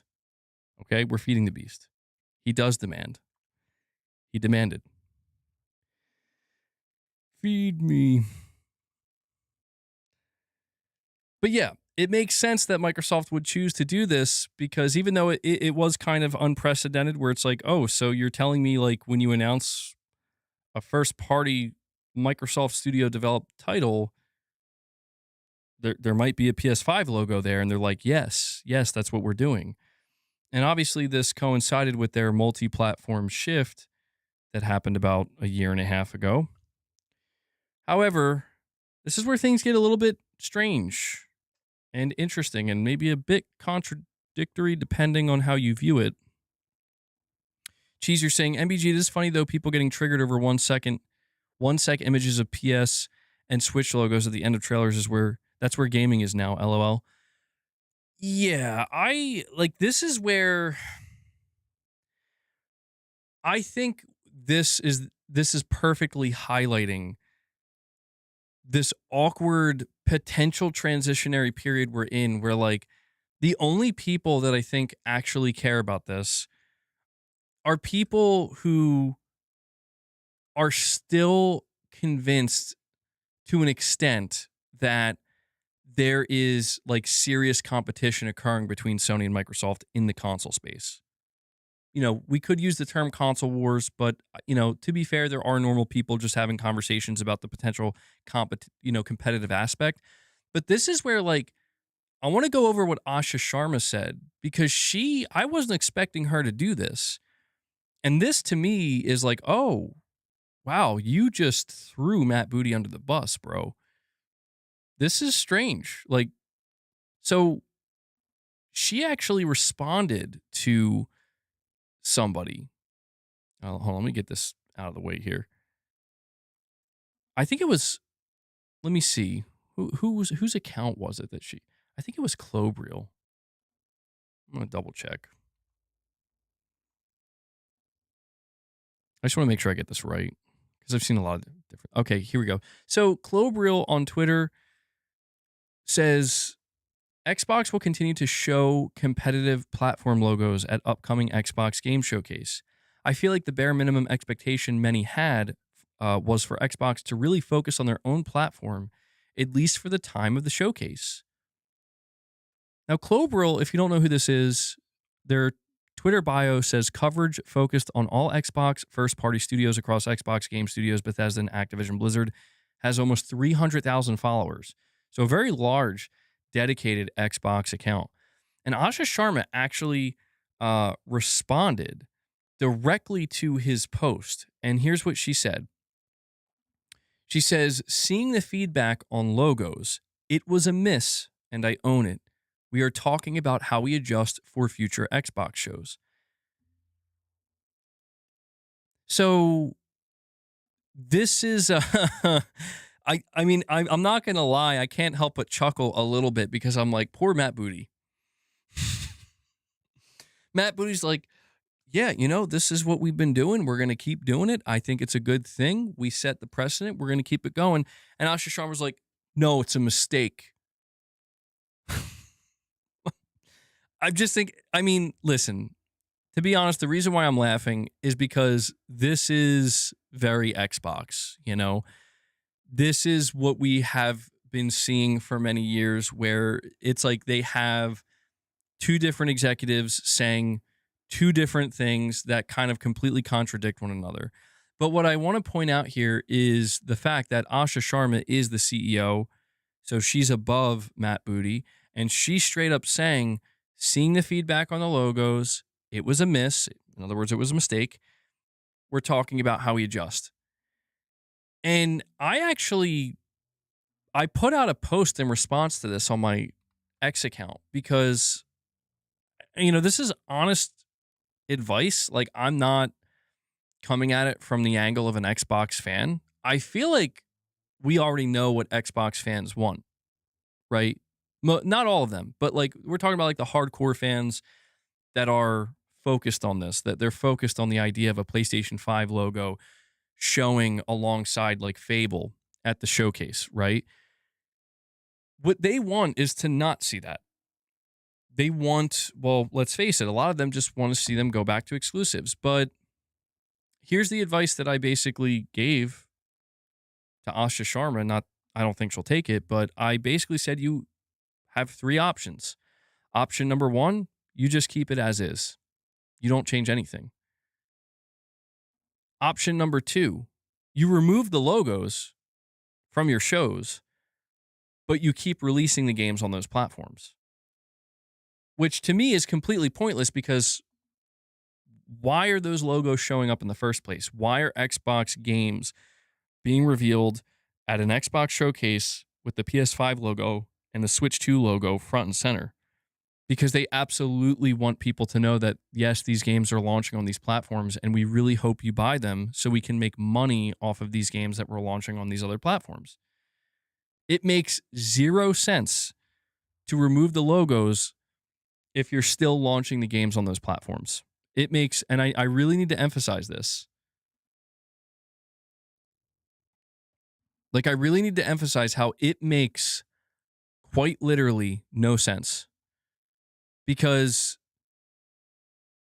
if you're going, like, we'll just use like Gears of War E-Day as an example.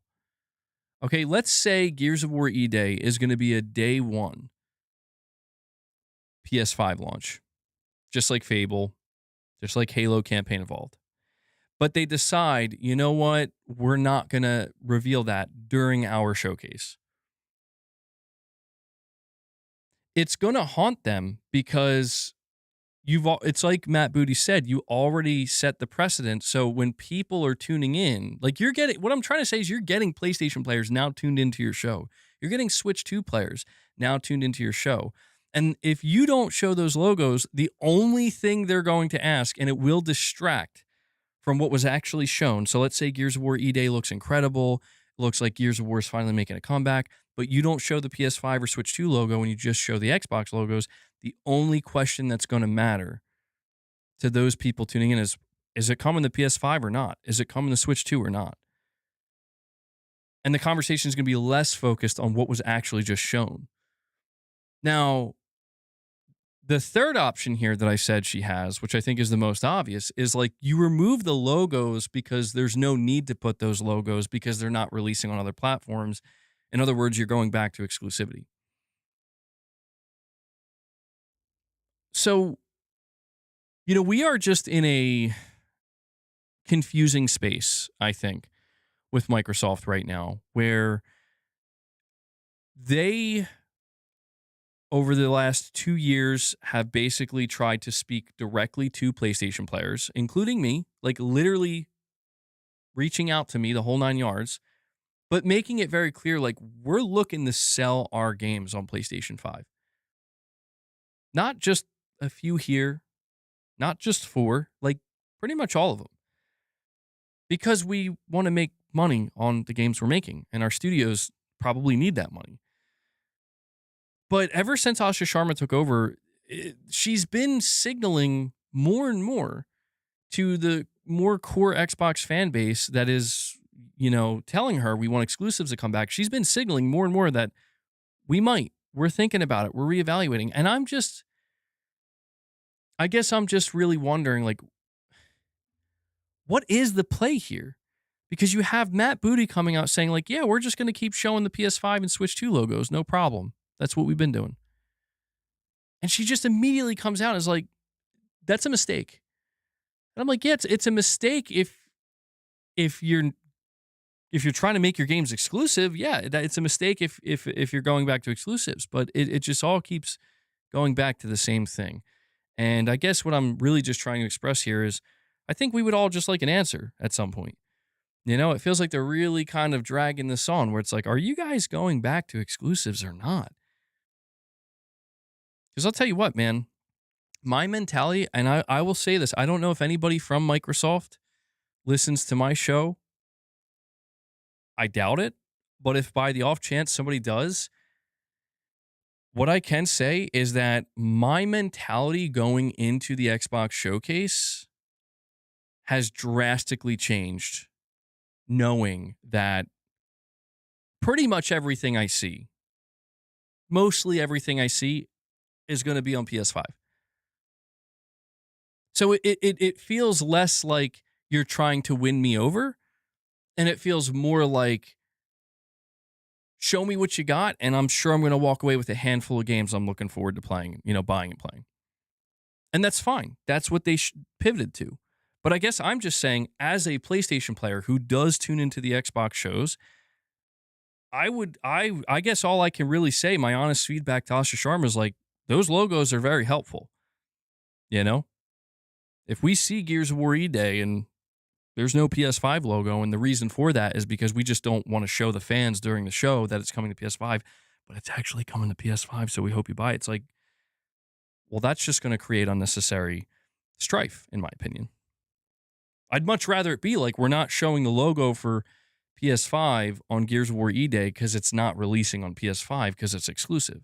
And then it's like my entire mentality shifts where it's like, you guys are trying to win me over. You guys are trying to convince me to buy a Series X or go to Project Helix or something. That's different. Cheese, you're saying with a super chat, but this is just about showing logos in general. Sony doesn't show Xbox or Switch logos on third-party games at their own events. It's a nothing burger for me. Yeah, I mean, I guess I agree with that too, right? Like, I noticed that that's kind of the biggest complaint coming from not PlayStation players, from Xbox players. And that's a fair argument. That's an absolutely fair complaint. Where it's like, Sony and Nintendo don't do this at all. Like, they literally will leave you guessing if this third-party game is even releasing on Xbox. So to be fair, like, maybe Sony and Nintendo should consider, if you're talking about third-party games, maybe you should just show the logos. Maybe, I mean, but see, that's where, like, this is where it's all about whether or not it's in the spirit of competition, And that's what it all hinges upon. Because if we look at a game like Hogwarts Legacy, for example, Hogwarts Legacy is a game that had pretty much zero marketing at all with Xbox. Like, there were people walking around that had no clue this game was coming to Xbox. It was a 100% multi-platform game launching day one on Xbox. But Sony had the marketing rights, and every time you saw this game, it just PlayStation, PlayStation, PlayStation. And it's a tactic. It's a marketing tactic. But this is the whole idea here, right? What is that tactic? Why does that tactic exist in the first place? What is the purpose of withholding other platform logos? You do it because you want to hope that maybe they won't know. They won't know that this is available on the other console, on the other platform. They'll think it's just ours. They'll think because of that, if I want to play Hogwarts Legacy, I got to go buy a PlayStation. You definitely don't. But that's why I'm saying, like, if your teams are porting your games to PlayStation and Switch 2, those teams want you to let them know. Do you get what I'm saying? Like, they literally want you to make it known.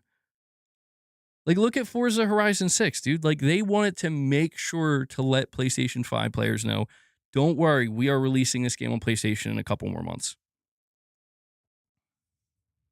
You want me to look at Gaming Leaks and Rumors subreddit? From Software, future projects? Uh-oh. State of Play theaters food menu leaked.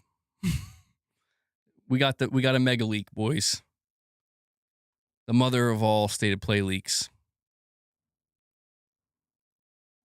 That's crazy. That is crazy. Project Gummy Bears? Is there something on there about Project Gummy Bears? Did I miss it? Hold on.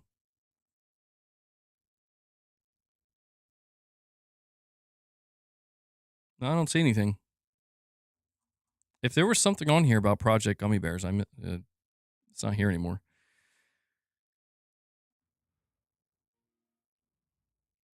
Raven X0 with a $5 super chat says Satya Nadella is not about to lose hundreds and hundreds of millions on exclusives, just to lose even more within a year and be like, no, we're no longer doing exclusives. I think I understand what you're saying, Raven. Like, this is just where it's becoming a little bit difficult, honestly, to continue to follow.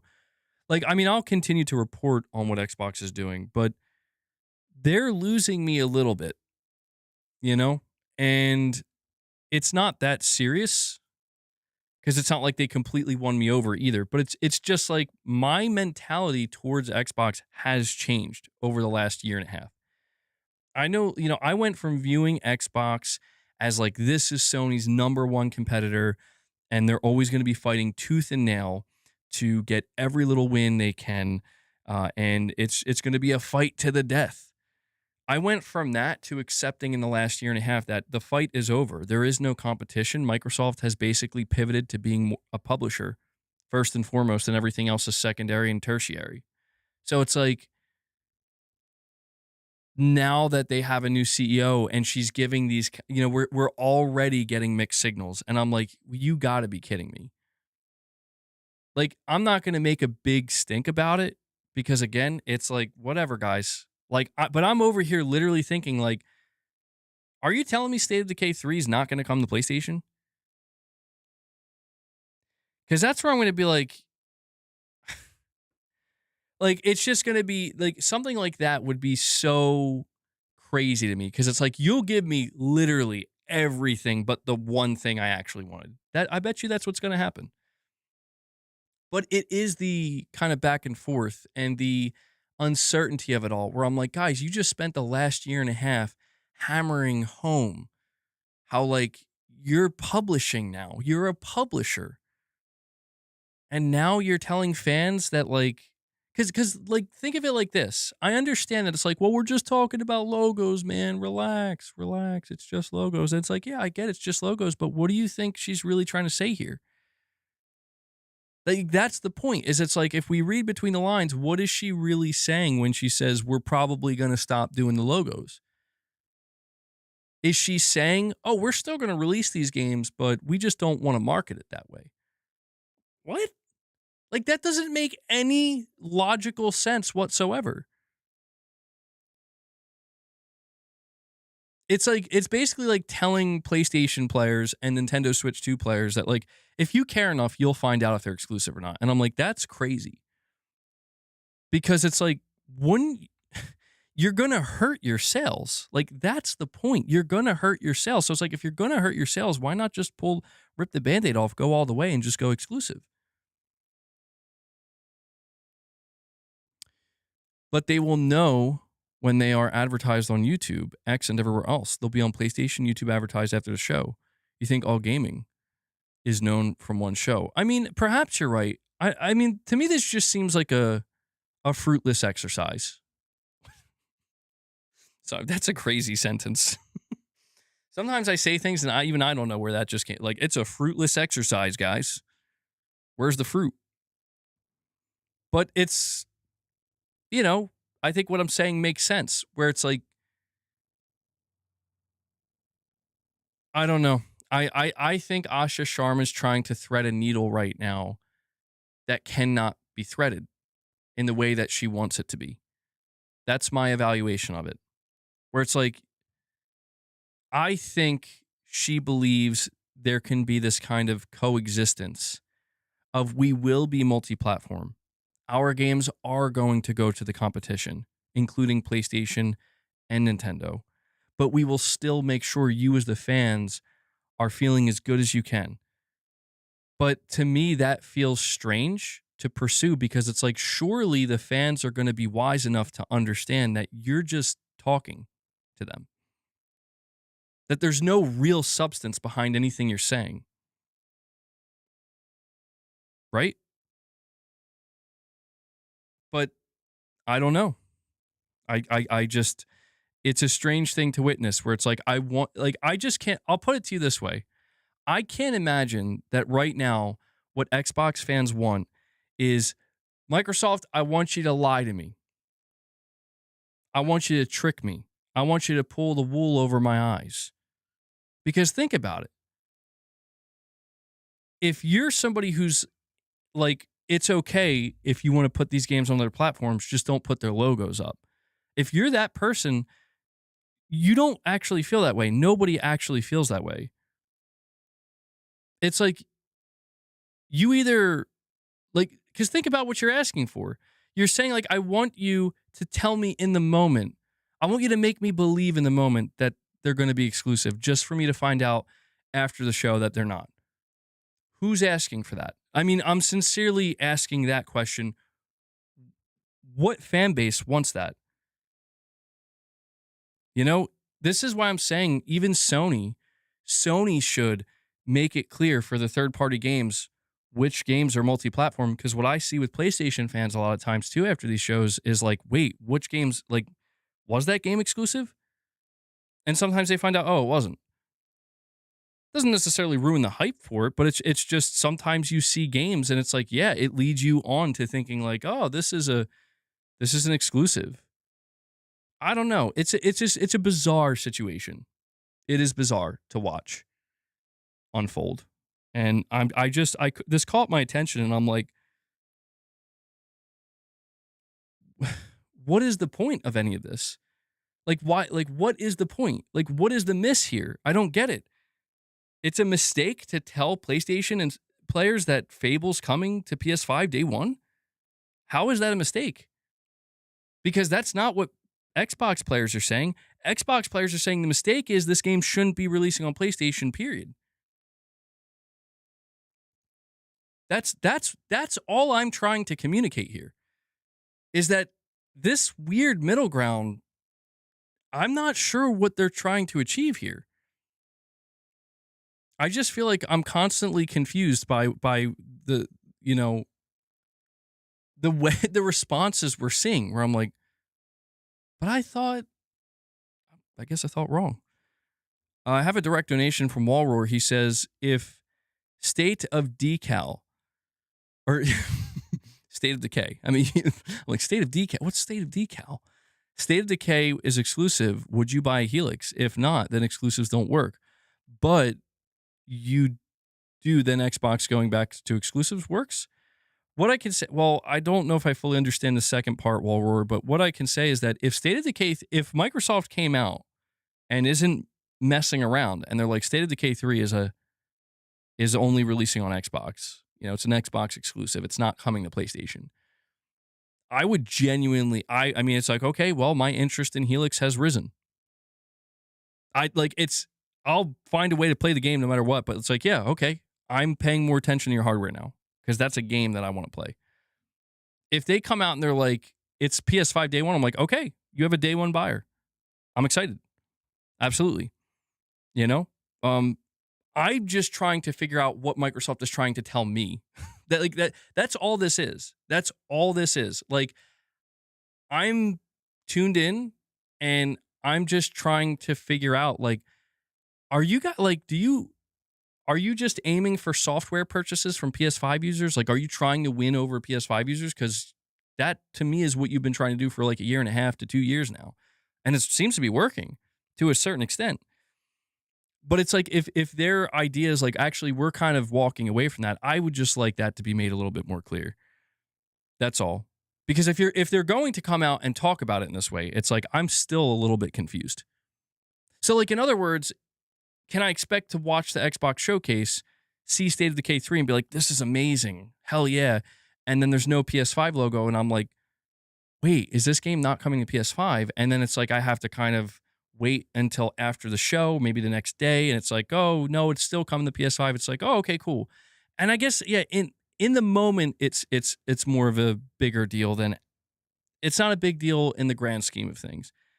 But the thing about these showcases and the thing about these shows is it's all about the messaging. So I find it fascinating. I find it fascinating that Matt Booty, um, he's like, yeah, this is what we're doing. And then the same day, the CEO's like, no, it's not. I'm not gonna lie, I kind of love it. Like, there's a part of me that's like, this is some funny shit, dude. I'm not gonna lie. Like, I feel like sometimes I just want to get like my popcorn out and be like, this is it. Because you know what? In a sense, though, it is more entertaining than what Sony does. Sony doesn't say anything. Michael, what's up, man? Sony doesn't really say anything ever for any reason whatsoever. Meanwhile, you got like Matt Booty coming out and being like, oh yeah, we're going to have PS5 and Switch 2 logos. Literally hours later, Asha Sharper's like, no, that's a mistake. Matt's a failure. Don't listen to him. Hold on. I do have another direct donation from Wall Roar. And he says, so GTA 6 marketing should have Xbox logos as well because Sony fans are acting like GTA is exclusive. I'm typing and working at the same time. Sorry. Oh, it's all good, man. I just try to make sure I understand exactly what's being asked or what's being said. Well, that's why I'm saying though, Wall Roar. Like, I'll make it as simple as I can. And you know what? Before I do that, Wall Roar, before I answer that, I'm going to read what El Unico is saying. El Unico says, I thought the same that you did, but it's about not advertising competing storefronts, and two, they want non-gaming normies to think it's only on Xbox/PC. Right. And that's kind of what I want to acknowledge here is like the only way this can make sense to me. You know, you have to understand, like, and I know you guys are in the same position because you've been following this with me as well. I just witnessed Microsoft do a complete 180 over the last like 18 months to a shocking degree, to a degree that we never thought any of this would ever happen. The messaging completely flipped, and it seemed like basically what they wanted to do is practically destroy the console and say, we just want to go full publisher mode. Thank you for the jewels, by the way. Uncle alert. And, you know, during that time, I'm sure many of you remember the conversations we had along the way. Probably the most pertinent and long-lasting conversation we had during this period of time was, is Microsoft done competing with Sony? Like, is this the end? Is it over? And after a certain amount of time, Forza comes to PlayStation, Halo comes to PlayStation, Halo is being advertised, you know, on PlayStation and on the YouTube channel, and you have the director of the Halo campaign involved or whatever wearing a PlayStation shirt saying it's on PlayStation going forward, and you know, we see Forza Horizon 6 and Fable announced for PlayStation, and so all these back ports. So after a period of time, and I think most people, you know, feel this way too, it's like we just kind of settled on, yeah, like it is over. Like not Xbox. Xbox is, this is why I've always said Xbox, you know, Xbox isn't dead. I've said that probably more than most Xbox fanboys. Where like, people will say, "Oh, Xbox is dead." Like, no, they're not dead. They're just completely transformed. They're something else now. They're a publisher. They're not dead. The brand isn't dead. The console looks like it's on its final breath here, Game Pass seems like it's just kind of, well, we tried and that's it. Publishing is what Xbox is transformed into. So I guess what I'm saying is that, like, I feel like I'm on a merry-go-round with following Microsoft, where it's like, I'm not really sure what to think anymore. I felt very convinced 3 to 4 months ago, or like 5 to 6 months ago. I felt completely convinced, yeah, dude, going into next gen, there is no competition. Microsoft's never going back to exclusivity. It's over, And Sony's going to just, in fact, I was so convinced that I even thought Sony might start going more multi-platform. Day and date on PC, the whole 9 yards. I really thought that. But now they're sending different signals, and they're doing so right before their show. So I'm like, well, okay. I mean, I don't know. I'm not looking to make a bigger deal out of it than what needs to be, but it's something that it's going to be nice when we get a direct and clear answer from Asha Sharma. Like, are you guys doing exclusives again or not? Because I just got to know. Am I going to have to pay closer attention to Project Helix or not? Because as it stands right now, my assumption is all your games are coming to PlayStation. And when I'm going to be honest, like I told you guys, like Microsoft invited me to Xbox Fan Fest, a PlayStation centric YouTuber to Xbox Fan Fest. It's like, I'm only like, let's say I were to go, which I'm not, but if I were, like, I'm going to want to know, are these games coming to PlayStation or what? Because if not, what am I doing here? What kind of message you guys trying to send? I don't know. It's interesting times, and my hope is that when I do tune into the Xbox showcase, we will get more clarity. I'm sure Asha Sharma, I'm not sure, but there's a chance she'll deliver a message and make things a little bit more clear of, like, here's what we're actually going for now. But I want to answer what Walroar said. He mentioned GTA 6. Like, should GTA 6 marketing, should the Xbox logos be there as well? And it's like, well, that's where the nature of the beast that is competition in the console space, it rears its head again, of like, if Sony's goal is to sell as many PlayStation consoles as possible and utilize GTA 6 to do that, because they want people to make sure, like, they want to make sure as few people as possible are going out and buying Xboxes, then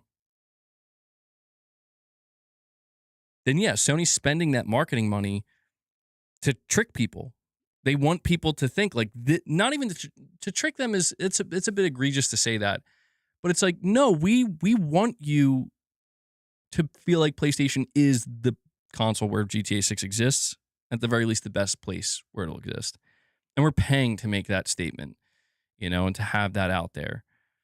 And this is just where it's like, I don't see a problem with Sony doing that, because Sony has made it abundantly clear, oh, we're trying to kill Xbox.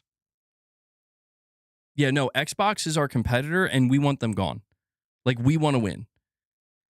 Everything Microsoft has been doing is the polar opposite, which is why I'm like, this is strange to be seeing this signal now. Because it's like, Asha, if this is the direction you want to go in, why don't you try to work out a deal for Red Dead 3? Like, because that's what the hardcore fans want. Make no mistake, the most hardcore enthusiast Xbox fanboys that you see, they would want to see the marketing rights for GTA 6 on Xbox. That's what they would want. And that's fine. Like, I get it. It's because you're coming from a competitive angle. But I don't know. I just think it's weird to me to see that so much of what we've been told for the last year and a half is now being obfuscated by just random tweets that the new CEO is putting out there, to where it's like, Okay. I'm I think going forward, I think I'm honestly just gonna assume like, yeah, you guys are going back to exclusives, and that's that.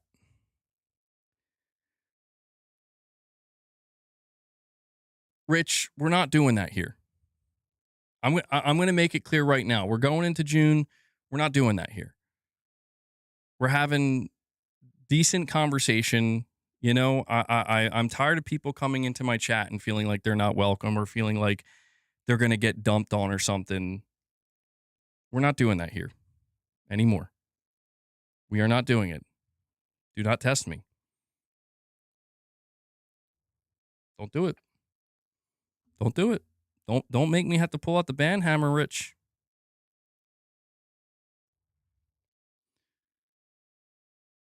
Xbox went from 15 billion to in 2023 to 21 billion in 2024. In 2025, they hit 24 billion.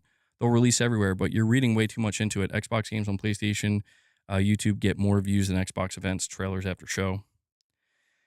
I guess. Yeah, I mean, I guess it's one of these things where it's like I'm going to be a little bit surprised. Not completely, but it's like a little bit surprised. I don't want to be rude here. I don't want to be rude, but it's like so what I'm witnessing right now is an exchange between a very loyal and diehard Xbox fan on social media and the CEO of the Xbox brand. And the communication and the dialogue that's occurring is we don't want to see other logos at our show. That's the least you could do. And the CEO is saying, you know what? We hear you. We're gonna work on that and change that. I think that's. I mean, like to me, if that's literally all it is, it's like, oh, okay, okay. Like, what is the point?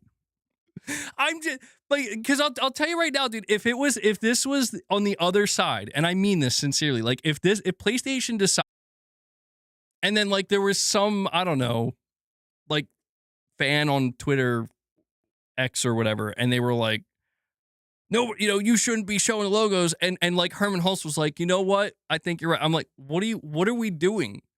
What are you talking about? Like they want exclusives. They want exclusives. I'm sorry. I just find it funny because it's like, are we doing this right? Are we really pretending that this isn't about exclusivity? And they're like, we just don't want to see the logos. Okay. Okay. It's you know what? Do you have to put the salt in the wound? It's like, I don't okay. I thought this was about being inclusive. And like I'm just look, I'm trying to be respectful by saying like and this is my message to Microsoft. And I'm just trying to be respectful here, genuinely. Where it's like, as a PlayStation fan, first and foremost, I genuinely appreciate you guys showing the logos there. Not because it's fanboy fodder, because who cares? Like it's been over a year. Like who's actually arguing that anymore? But because it does make it easier for me to go into the show and just like, let's just see what you got, man. Like I'm excited to see what you got. Because my assumption is these games are coming to the platform I play on.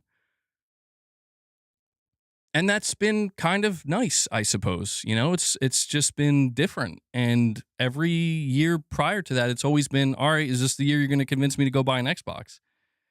Maybe it is. I don't mind that either. It's just, I just feel like I'm being kind of jerked around as a PlayStation fan a little bit, where it's like, bro, just please let them down. Just make it clear before we proceed. Like, are we going back to exclusives? But I think Gears of War E-Day is going to answer that question. Rich Rod, you're saying ban me equals I will create chaos on Xbox channels. I don't condone that. I do not condone that. Anyway. Yeah, I mean, perhaps I'm reading too much into it. Maybe it's just the nature. Oops, sorry. Maybe it's just the nature of like you know, it's old habits die hard, man. Like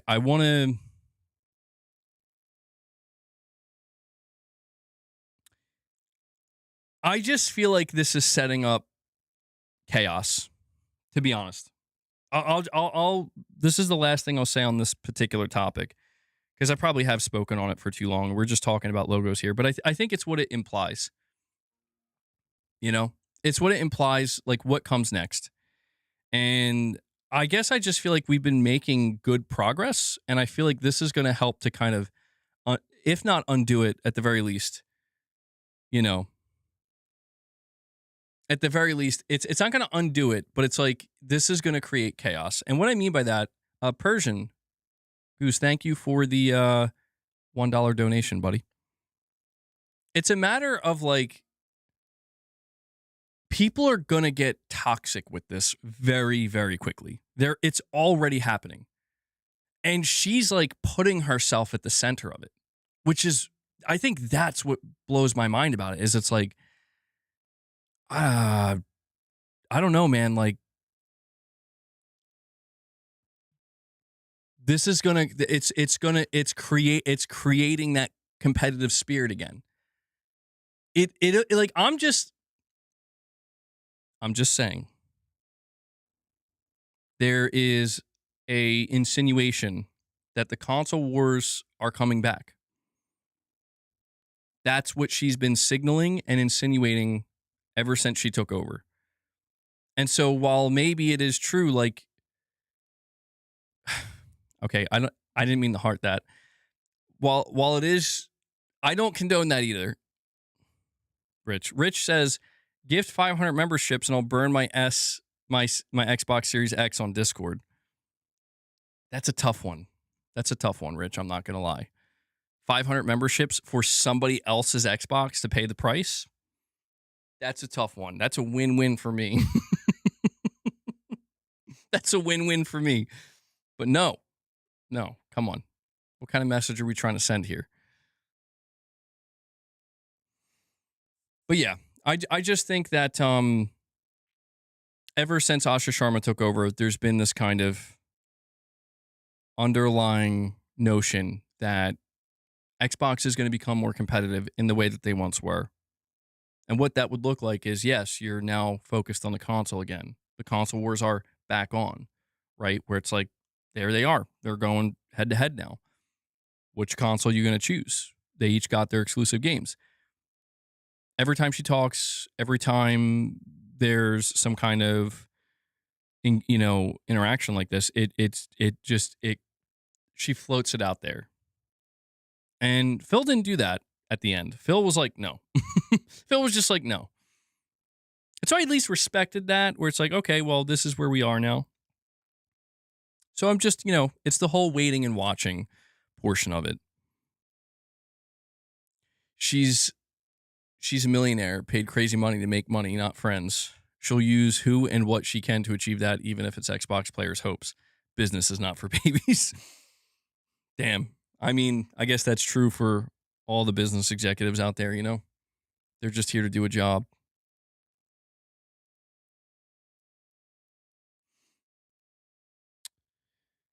Raven, you're saying Halo remake, Fable, Forza Horizon 6, South of Midnight, Grounded, Sea of Thieves, Hi-Fi Rush, Avowed, Starfield, and definitely Gears. Like, come on. The rest will be announced. I mean, where I stand now is, like I'm going into the Xbox showcase this Sunday or next Sunday. I'm assuming that, almost everything they show is going to come to PS5. I want to see State of Decay 3. That's like the big one for me. But yeah, I do just look at what's going on. And I guess maybe it's the nature of what I do here where I follow this stuff and I come across it and I'm like, okay. I mean, if you want to go back to not showing logos for marketing purposes, that's fine. I don't think it's going to be that big of a deal at the end of the day, regardless of how much time I spent talking about it. But I do think it does once again cloud. It muddies the messaging a little bit. Just a little bit, where it's like, well, I don't know, man. Like, It's like when we do talk about Gears of War E-Day, you'd be surprised how many people think that game is not coming to PS5, and I don't know if it is. What I do know about Gears of War E-Day is that is a game they are putting all of their stock into multiplayer wise, where it's obviously going to be a massive multiplayer live service game.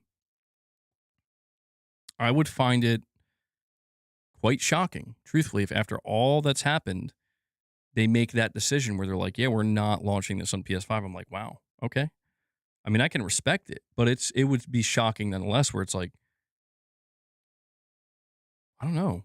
Like, don't you guys like this is you guys need Gears to make a big comeback, and this is gonna have a big multiplayer component. And maybe I don't know, maybe they're gonna test the waters and they're gonna see like what is the appetite for a Gears of War multiplayer experience like this just on Xbox and PC alone. And I wouldn't fault them for it. I wouldn't be upset about it or anything. I would find that interesting. I just don't know if we're there or not. That's where my question mark lingers. And so I guess we'll find out come Sunday. But yeah, my bad, Titus. That's a bit. It hasn't been that long. Come on, there's no way. Don't tell me that. Maybe you're right. No, it hasn't been 90 minutes.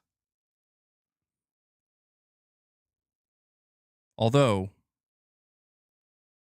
there are a few other things I do have to mention. You guys came in last week, and just to wrap up the Xbox portion of things here, they put out a message. They say this year is packed with incredible games for Xbox players to enjoy, from Halo Campaign Evolved, Gears of War E-Day, and Call of Duty Modern Warfare 4, to Control Resonant, Star Wars Galactic Racer, and Grand Theft Auto 6. In order to plan our game launches through the holidays in a way that works best for players, we are moving Fable to February 2027 so it can have the dedicated moment it deserves. We're excited to be giving players a major new look at Fable, as well as our broader lineup at the Xbox Game Showcase on June 7th. So, yes, this was the big news that came out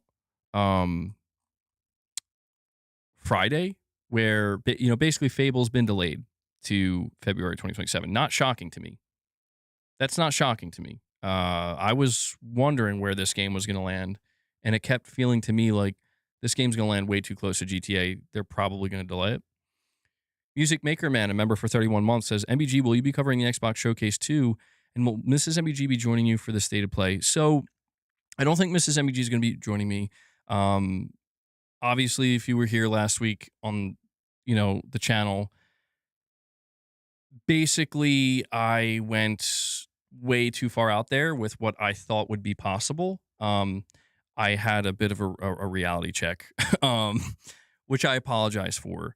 So it's probably just going to be me. But the good news is, Music Maker Man, I will also be covering the Xbox Showcase. I'm going to be trying to cover the big shows all this week. I'm going to be there for the State of Play. We're going to be there for Summer Game Fest. We're going to be there for the Xbox show.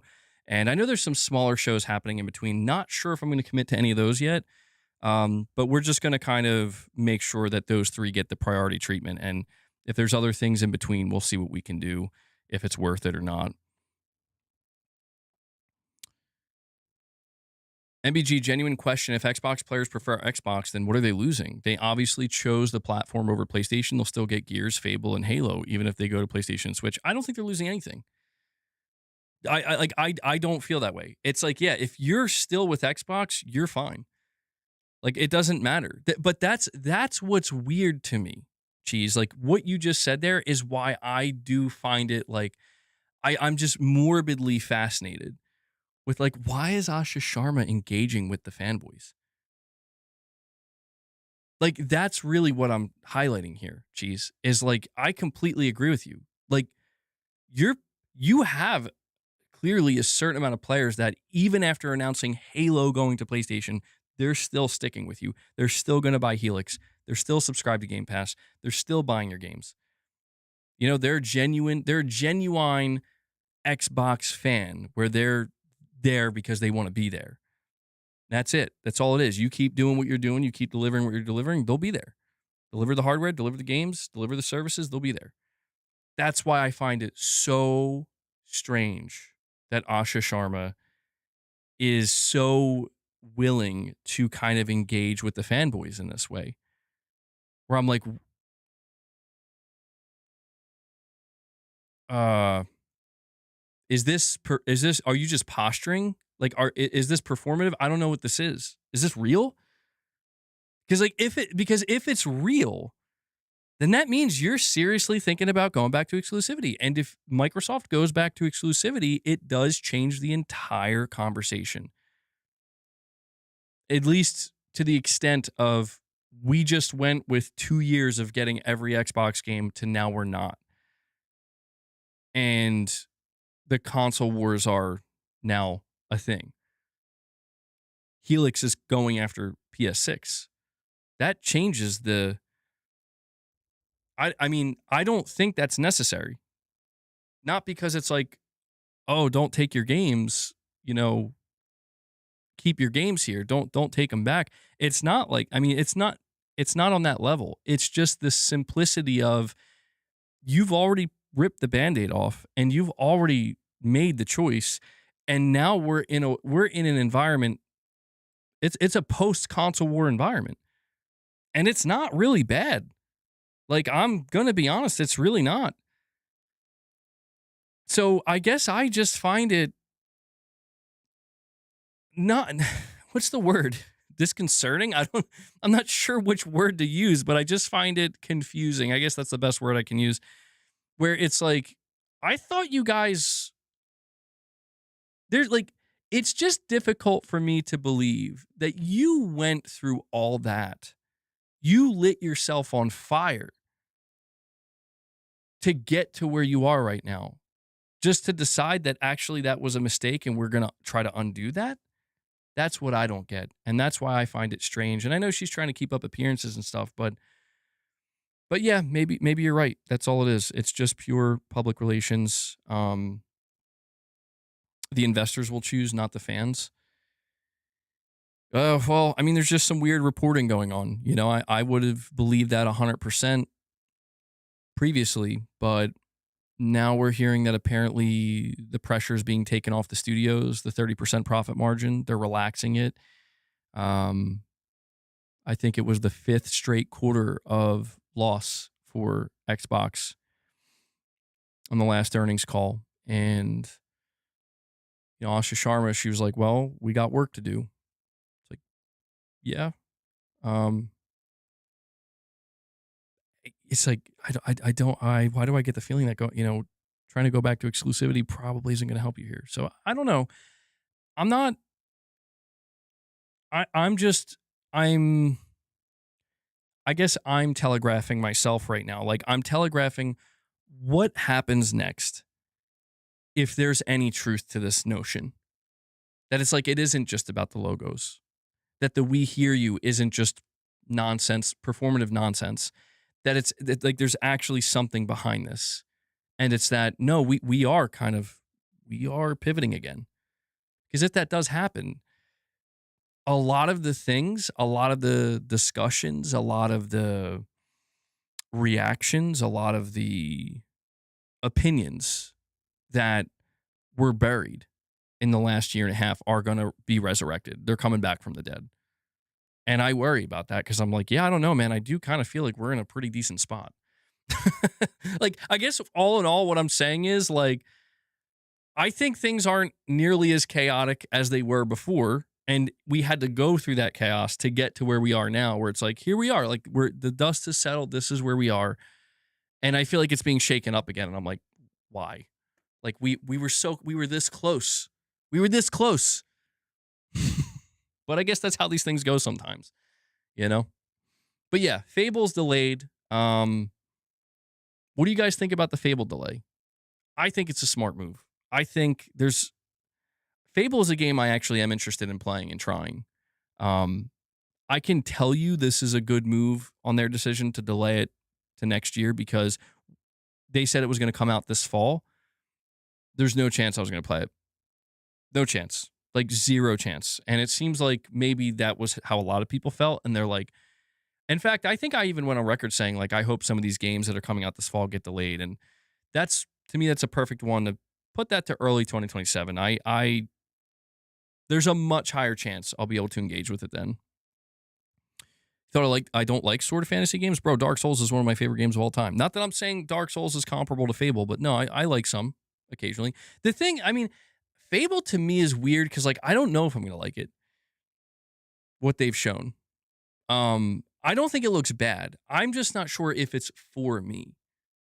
Like I like the idea that this is a game where you're really getting lost in the world and the people and creating relationships and everything else is kind of secondary to that. I'm like, I don't know if I've ever played anything like that, and I don't know if I'm gonna actually like that or not. But we're gonna get an extended look at it at the showcase, so I think I'll have a much better idea after that. But I think that was a smart move of them because it started to look like they were gonna launch too close to GTA, and then they also have Call of Duty, which is also a Microsoft game, and it's like I don't know that this is the best time to release this game. I mean, that's the thing, dude. Like with the fourth game, I feel like I'm gonna be one of those people where it's like I'm gonna get in on the fourth one and I miss the third one. But I don't know. I just feel overwhelmed. Like there's just these games out there where it's like I don't know how to get into this, and if I do, I'm just gonna have to dive in and not care that like I'm gonna have to not care that I'm not gonna be able to do everything that I'm missing previous entries. You know what I mean? Some of these some of these franchises and series, like the only reason I'm more willing with a game like Fable is because it's like a reboot. They're like we're starting over. And I'm like, oh okay. I know. That's what that's it's easy for me to say that now though, geez, because it's like how many years away are we from the game? How many years are we away? So I can just say it when the time comes though. It's like you're gonna do it. Come on, man. You're gonna pull the trigger. Speaking of which, I did finally buy Pragmata.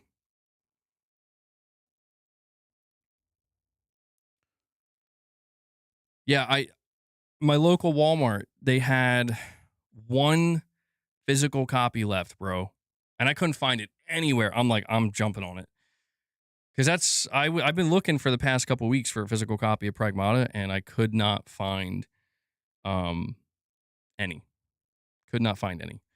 So I finally got it. I'm playing Lego Batman, and let me tell you, on a side note, so this is going to be our segue out of that particular topic that we were just discussing. My son is hooked on Lego Batman, which I was not expecting. I remember when I got the game, I showed him. I'm like, hey, you want to try to play this with me at some point? He was like, yeah. Well, he was like excited. And the other day, we finally sat down, and it has local split screen co-op.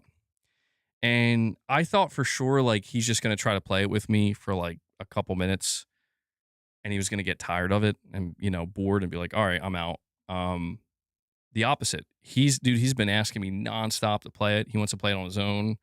He's been loving it, and it's so cool to see. Like he's really it makes me feel good because it seems like he's starting to get more and more into like regular games. He'll play some like iPad games and stuff, but well, he did play Astrobot as well. He loved Astrobot. He plays some Nintendo games as well. But it's one of those things where it's like I don't know like as he gets older, he's either going to lean more into wanting to like kind of do what I do, where like he sees me playing on a console and that's what I'm doing. And I just wasn't expecting this. I didn't think he was going to just get totally hooked on Lego Batman. Like he's like he sits there and he's like, what's your favorite game ever? And I'm like, ever. And I'm like, well, I love Metal Gear Solid and I love Dark Souls. And he's like, but Lego Batman, right? And I'm like, yeah, Lego Batman, hell yeah. That's one of my favorite games of all time. It probably is gonna be now though, because memories, But it's really nice to see that. And dude, let me tell you something. People were saying Lego Batman's not worth it. $70. I'm beginning to realize why they actually charge full price for this game. This is a massive game. Like I've done, I think, like 12 missions, 13 missions, and I'm not even 50% finished the story. And that's not counting all the side content. It's open world. It's like an Arkham game. I'm going to be honest. It's like straight up like an Arkham game, just Lego. It's kind of nuts. And I kind of had that feeling based off of what they showed with Lego Batman that that's what the direction they were going in, but I didn't think they were going to pull it off. And I'm here to tell you, like, yeah, this thing is content complete, dude. So very, very good. And also all the homages to all the Batman movies, incredible. It just gets better. Great game. Great game. Really, really glad I got it. But I'm going to be starting to play Pragmata alongside Lego Batman. And then at some point, I got to try to squeeze 007 in there. Witcher 1 and 2 remakes, Witcher 3 add-on, Witcher 4, 5, and 6 are all coming. Witcher 4, 5, and 6. Oh, you know what? Yeah, I think I read something the other day where they were like, we're not going to be doing expansions for The Witcher 4 because we want to do like a trilogy, like a new trilogy or something, or like I guess complete the saga. That's okay. That's interesting. Very interesting.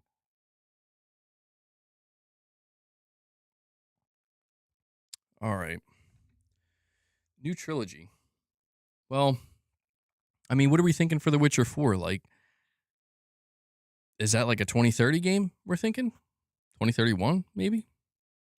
MBG, I get the feeling that Insomniac will reveal another game alongside Wolverine. What do you think? Am I crazy? I don't think you're crazy, Tarnished. Insomniac has Venom in development, but I'm pretty convinced that Venom's not getting revealed till next year. The timing, it's just, I don't think it's necessary. You know, they want all eyes on Wolverine. Sony's going to need a big title, you know, like a tentpole title to kind of showcase the PS6 when they reveal it. And I think Venom is that game. Insomniac are beasts. Like, how are they also developing a Venom game? That's crazy.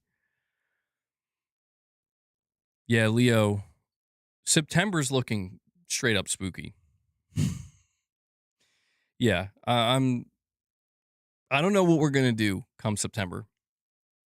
I really don't. It's like, oh God, I don't even want to think about it. It actually stresses me out a little bit. I know it's funny because it's like, we're just talking about games, but like, dude,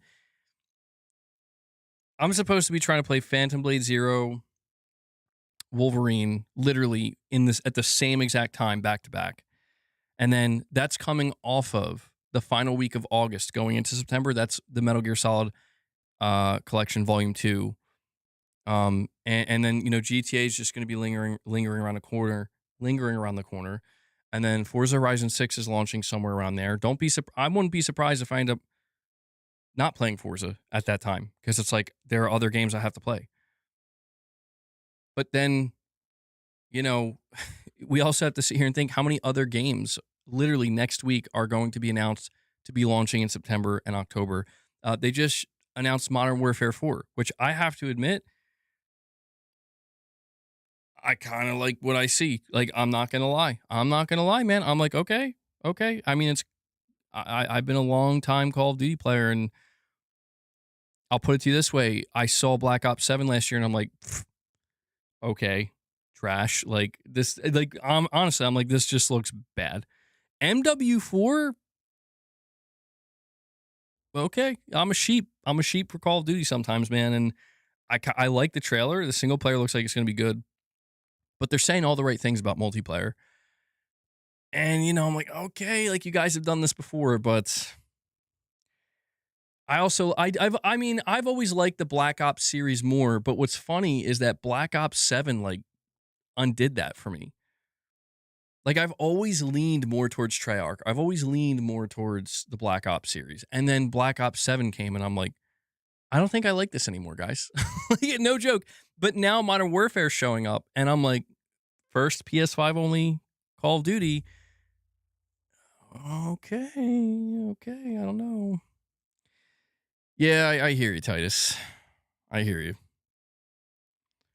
Rumors of COD Classics may be a thing. I saw that there was like a rating or something for Black Ops 1 and 2, and I'm like, it's got to just be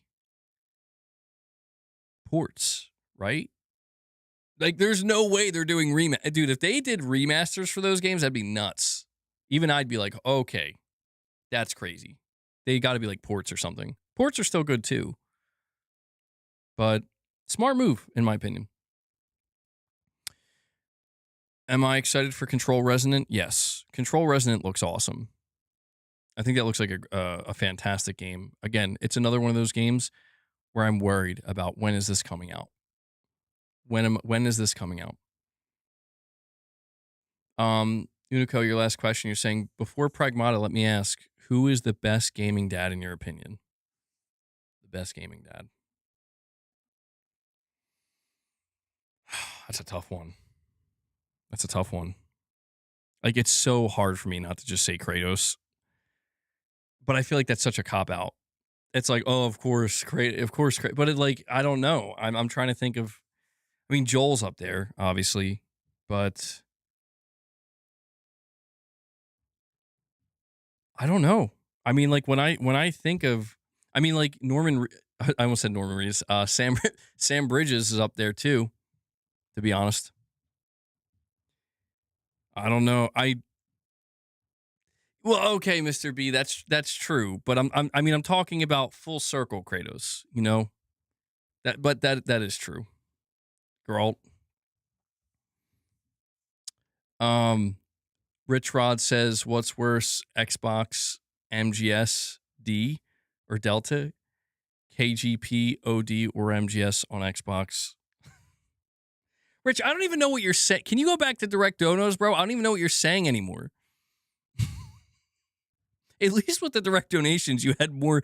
You had more freaking characters to work with. Speaking of which, you mentioned Kojima Productions and Xbox.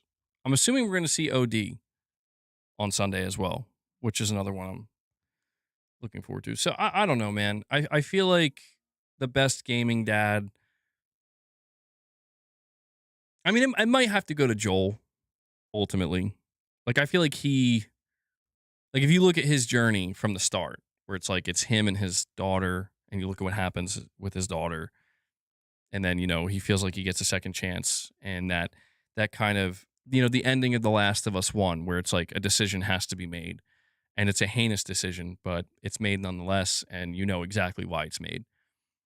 And I feel like the execution on that of him as I don't know, just, and Kratos is like a close second.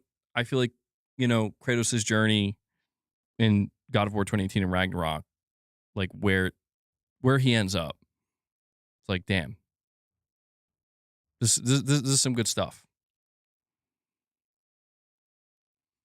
All right. We have a super chat from Buttery Cheeks, and he says, "MBG, I appreciate the sense of community you provide for single player gamers. Most of my friends now play live service slop or stop gaming." Well, thank you. Thank you. I do like my fair share of multiplayer games. I don't know if I partake in slop per se, but yeah, man. Single player games have always been special to me. And, when I think about my history with PlayStation, gaming in general, but specifically with PlayStation, single player has been at the heart of it. It always has for me. And, it's why, like, honestly, even though I just talked about how I think MW4 looks like it has potential, and, when I think about playing GTA, I think about the possibilities of GTA Online 2. I can't deny that when I go into these upcoming shows, the State of Play, Summer Game Fest, even the Xbox Showcase, it really is this single player games where I'm like, and you know what I love too? You know it's underrated, Buttery Cheeks? Co-op games. Like games that can either be played single player or cooperatively. Tides of Annihilation 2027, breaking news. I thought that was known that game was coming later. Oh. All right, well, I just killed that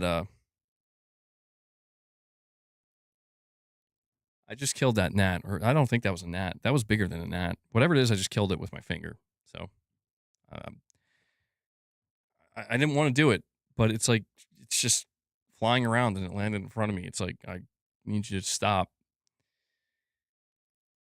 Anyway, the Wolverine footage has the potential to be God tier. I hope so, man. I hope so. Yeah, I'm going to eat the bug now. All right, how many memberships do we need to hit for me to eat this bug? Wait, I'm asking you guys. It's the other way around. I get to set the amount of memberships you guys drop in. If we hit it, if we hit the goal, I'll eat the bug. I'm not. Don't drop memberships because of that. Drop memberships if you want, not because I'm not eating a bug. Come on. What do I look like? What do I look like? I don't even know what kind of bug it is. Should I eat it? I'm like, should I eat it? Irfan, yeah, I'm sorry, man. I've been trying to like tighten up the streams a little bit. You know what I mean? Let's see it. I don't even want to pick it up. It's small. It looks like a gnat, but if it's a gnat, it's a big gnat. It's like one of the biggest gnats I've ever seen. It's a thick gnat. I got them thick gnats. It's Soundgarden. Like, is it literally Soundgarden, Irfan? Like, it'll get copyrighted? Because I can't promise I'll listen to it on stream, Irfan, but I can promise I will listen to it after the stream on my own and give you my feedback on it or my thoughts. That's awesome. I thought it was a fly. That's some good eating. It's not a fly. No. I thought it was at first too when I first saw it flying around, but it's much smaller. Oh, it's a cover of one of their songs. Okay. Yeah, I probably won't play it on the stream, Irfan, just because I gotta be much more careful with this stuff. Yeah, I'm like I said, I gotta make a couple changes with the channel going forward. Not that I'm not talking about any of that here, but when I'm finished the stream, I'll listen to it a little bit later on and check it out. Because I remember he did that cover of Metallica. It's really good. I think it's Nothing Else Matters. It's very good. You got the skills, bro. That's for sure. Yeah, unfortunately, I haven't really been able to drum. It's been hurting my neck and my arm too much, so it's really hard to refrain from drumming when I want to because it's just sitting right there. But I have to be careful. What's my favorite Soundgarden track? Oh, dude, there's so many. I'll tell you what. There's a track of Soundgarden's that I think is just so. It is criminally underrated. Like nobody talks about it. Nobody knows about it. I mean, some people might know, but it's definitely a hidden gem and a deep cut. And it's off their last album, Down on the Upside, and it is the song "Tighter and Tighter." It's so good. Like it's a bit of a depressing song, but it's a it's a masterpiece. Obviously, I love almost all their songs. You know, like I like obviously Black Hole Sun.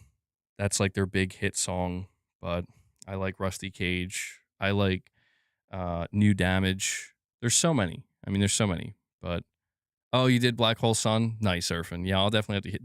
That's awesome, dude. Yeah, I mean that's an incredible song. That's also a masterpiece.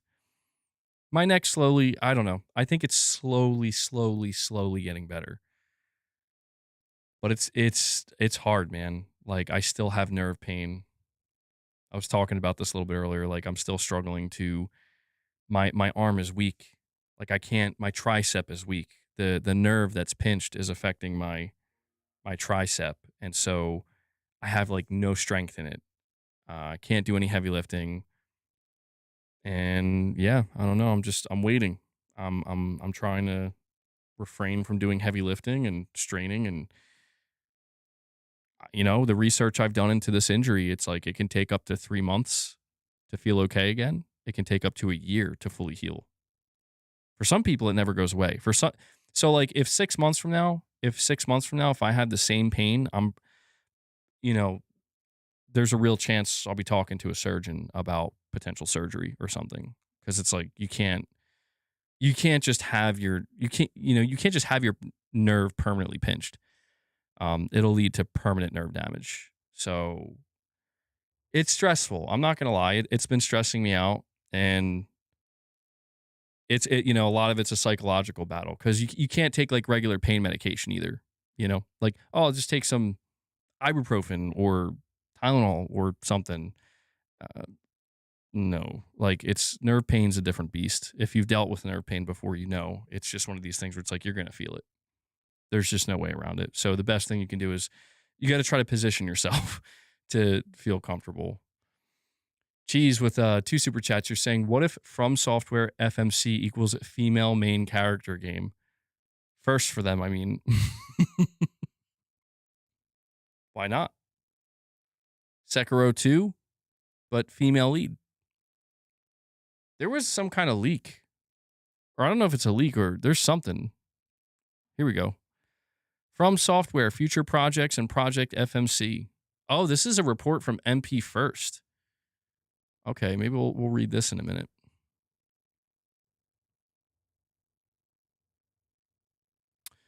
No, not today, Dan, man. No. Had to make a bit of a pivot on that one, bro. I'm sorry about that. Yeah. I don't want to get into it. Hanzo, I can't do that. Do I think I'll need surgery? I mean, they say that 85 to 90% of cases like this tend to resolve on their own, especially if you do conservative treatment.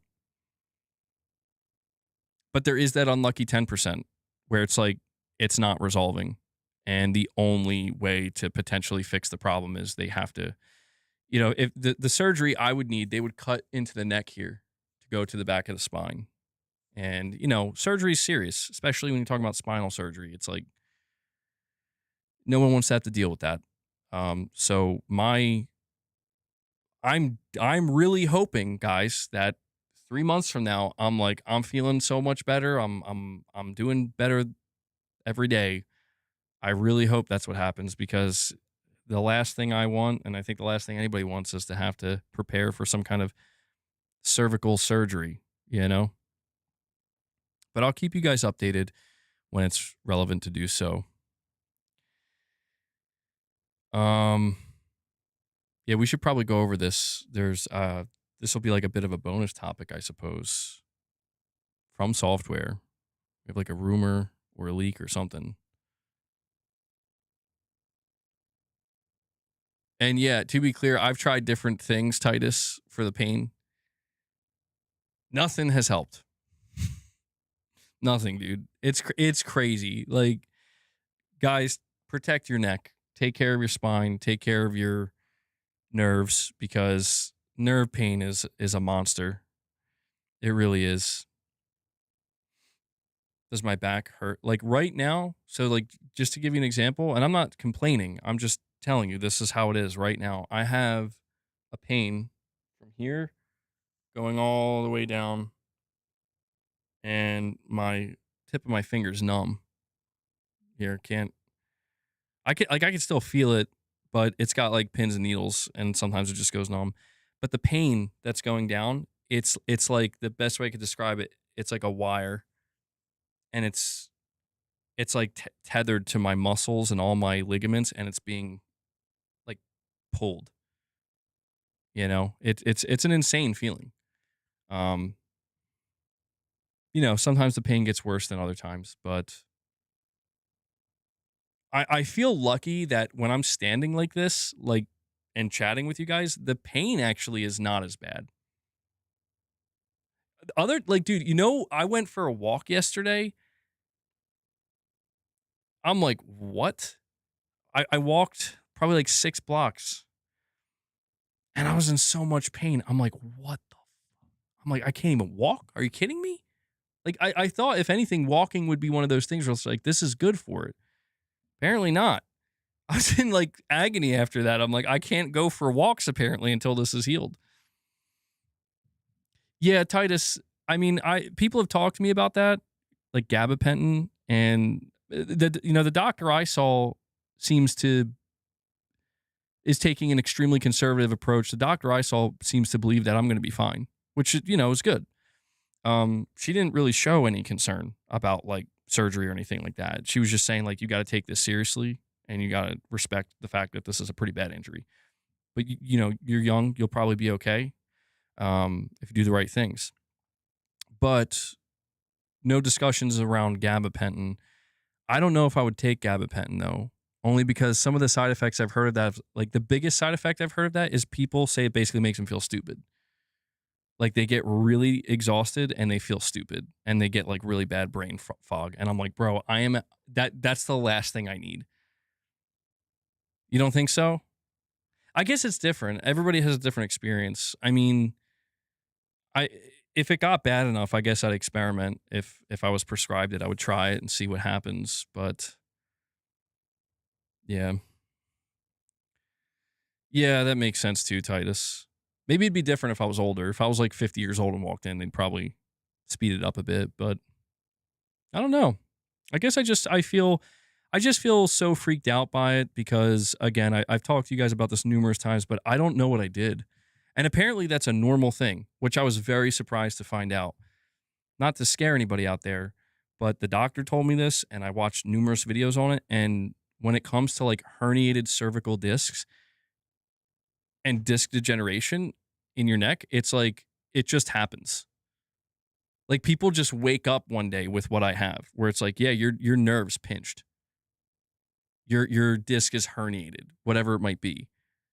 Sorry, it's like, what? Because that's what happened to me. I just woke up and it was there, and I'm like, oh, this is not right. What is going on here? So I would say be careful out there, but you know what they say? It's posture. They say it's all about your posture. If you're looking down at your phone right now, put the phone up in front of you. Don't look down. All right. Let's get back to gaming talk. Sorry, that was a bit of a side tangent there. Rest and immobilization. Avoid movements that aggravate the pain. Yeah, Hanzo, really quick before I move on, I'll tell you, I've been really struggling with this and anybody who's had this problem before, I'm sure you understand my pain here or my struggle. It's that like, I really can't determine, like, is it best for me to do as little as possible? To do as little as possible, and any movement that creates pain, just don't do it.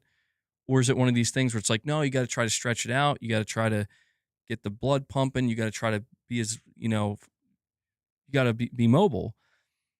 And I'll be honest with you, man, it's been like 6 weeks now.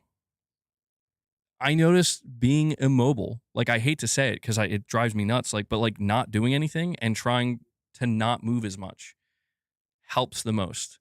And anytime I try to do, I want to go for walks. I want to do very, very light physical therapy training. I want to, try to just live my life normally. Anytime I start to do that, it just, oh my God, it gets like 10 times worse. I'm like, okay, I guess I'm just going to have to like not do anything. Relax. Why are you, the song, I get it. The song, calm yourselves. Thank you, Irfan. I appreciate it. You had something similar, Hanzo. It was a long road for me to recover. Yeah, I think I'm on a similar road. It sounds like, yeah, sounds like it. But I appreciate you guys hanging in there with me. Since this is the last day of the month before we move into June, I will just say that it's been a rough month, and you guys have probably seen me in a couple of different mental states. Going into this month, so this injury I have cropped up at the very beginning of May. Like literally, I think it was the last week of April going into May. And I was totally thrown for a loop with YouTube. And I was like pretty convinced, like, I'm not making it this month. I'm not going to be able to keep up with my streams. I'm not going to be able to keep up with my work. And I've had to push myself to do it because, there have been times where I just had to, I'm in like 8 out of 10 pain, but it's like, I have to do this. So I just want to thank you guys for, still showing up and still supporting even while I'm coming in every day with a different setup and, I'm irritable at times and I'm not 100% there. But you guys still come through. So I really appreciate that. Nate the Hate dropping some state of play predictions tomorrow. No leaks, just predictions. No leaks, huh? We sure about that? Irfin's demanding that you guys smash the like button. Rich, why are you... Okay. You're welcome, Dan. I'll keep doing my best. The way I'm looking at it is tomorrow's June 1st. Tomorrow begins... I mean, I know like the second half of the year technically doesn't start till like June, like June 30th. But to me, it's like, no, June 1st, to me, that's the beginning of the second half of the year. And I really want to get off to a good start. And I mean, honestly, what better way to do that than with a state of play, let alone all the other events? So I think we have some really good times ahead, some really good stuff coming up. And um, nothing, your message just caught me off guard.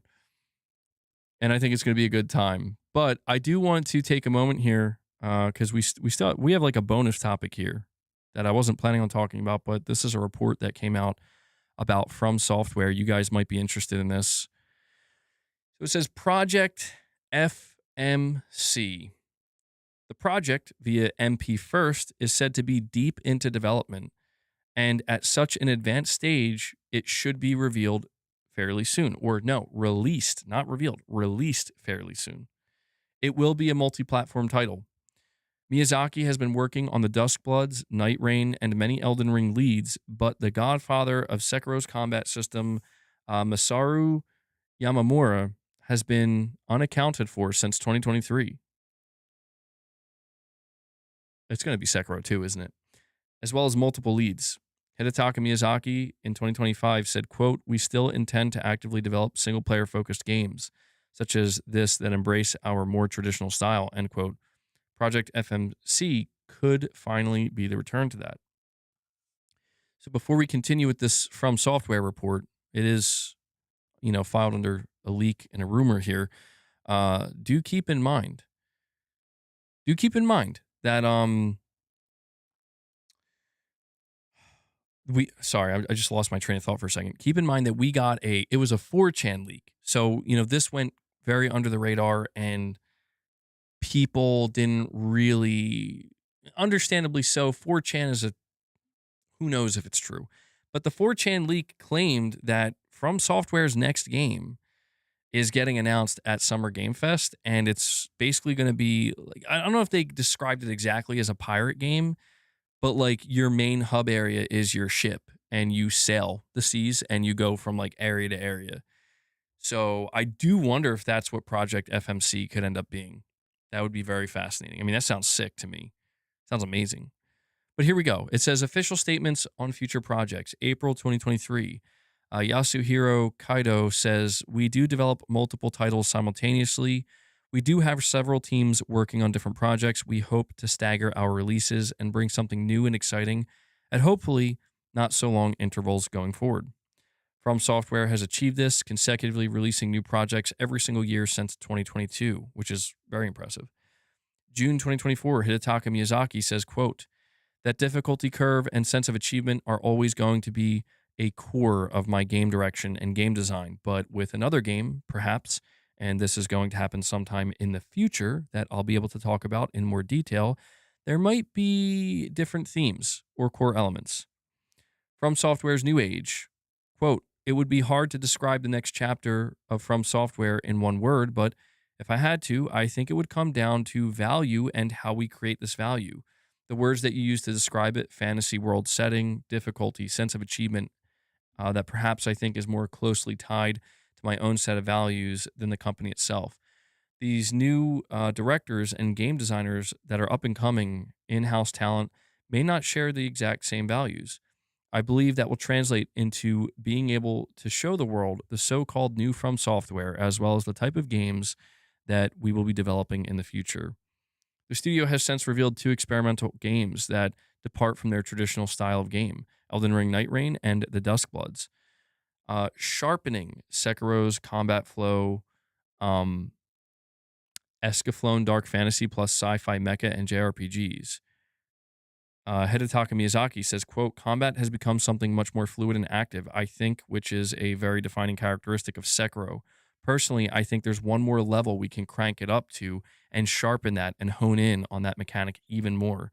I love to work on a game that evokes the same themes as anime series like Aura, Badler, Dubine, and the Vision of Escaflowne. I never heard of these, but it would be incredibly difficult to do so. I want to work on a game like that. Miyazaki really enjoys Magic the Gathering and has also expressed the desire to work on a JRPG eventually." So That was like a big report from MP First. I don't know, guys. Like, is it just me or does it sound like they're basically going to be making? I don't know if it'll be called Sekiro 2, but it sounds like it's going to be maybe like a spiritual successor to Sekiro, where the setting might be different and all that, and main character will be different. But that kind of getting that vibe here. So when we talk about that rumor of like the, I don't know, the ship sailing and whatever, it's like I don't know. There's nothing really here that seems to indicate that.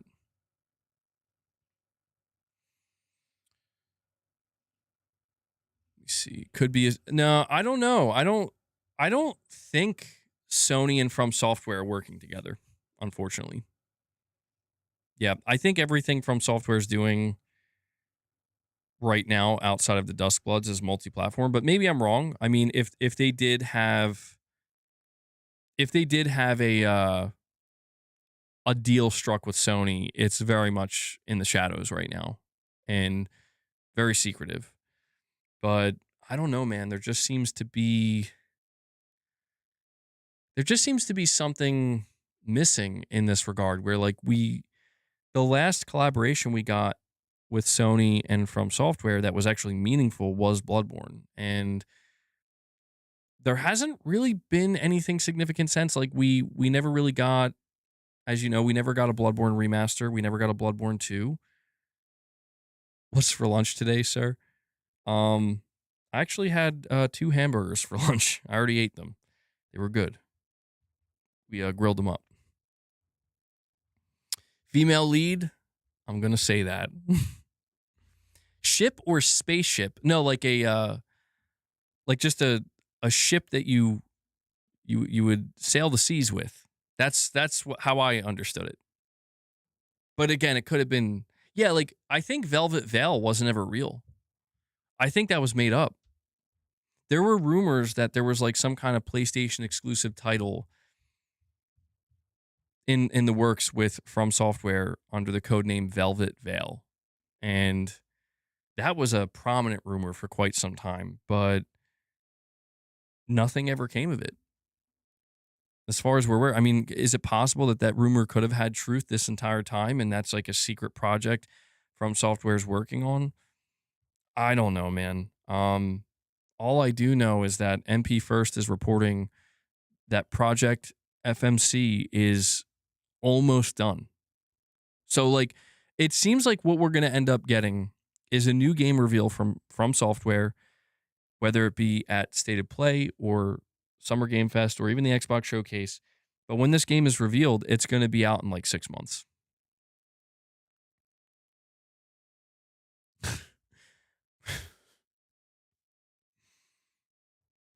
Nintendo getting a From Software game and not Sony is diabolical. It is kind of crazy.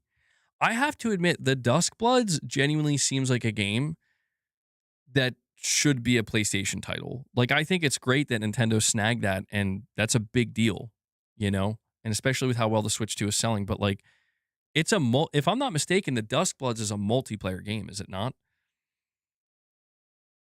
So I'm like, that's crazy. Maybe that was Velvet Veil.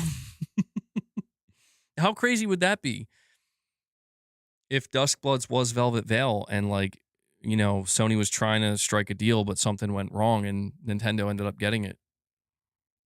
I mean, keep in mind the rumors of that Velvet Veil title, they were claiming that this is kind of like a spiritual successor to Bloodborne. And when you look at Duskbloods, I mean, out of all the games we've gotten from Software since Bloodborne, this one looks the most like it. That would be kind of nuts.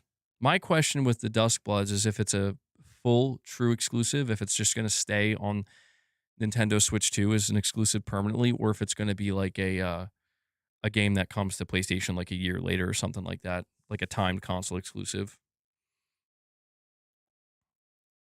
From Software trying to grow, making a Nintendo game make sense. From that perspective, that's true too. Yeah. I mean, From Software, they are, I think, considered one of the top 3 development teams in the world. So, I mean, if anything, it is a little bit surprising that they're still doing any type of exclusivity. You know, they don't have to, but Who knows? Maybe Nintendo offered them a deal they couldn't refuse.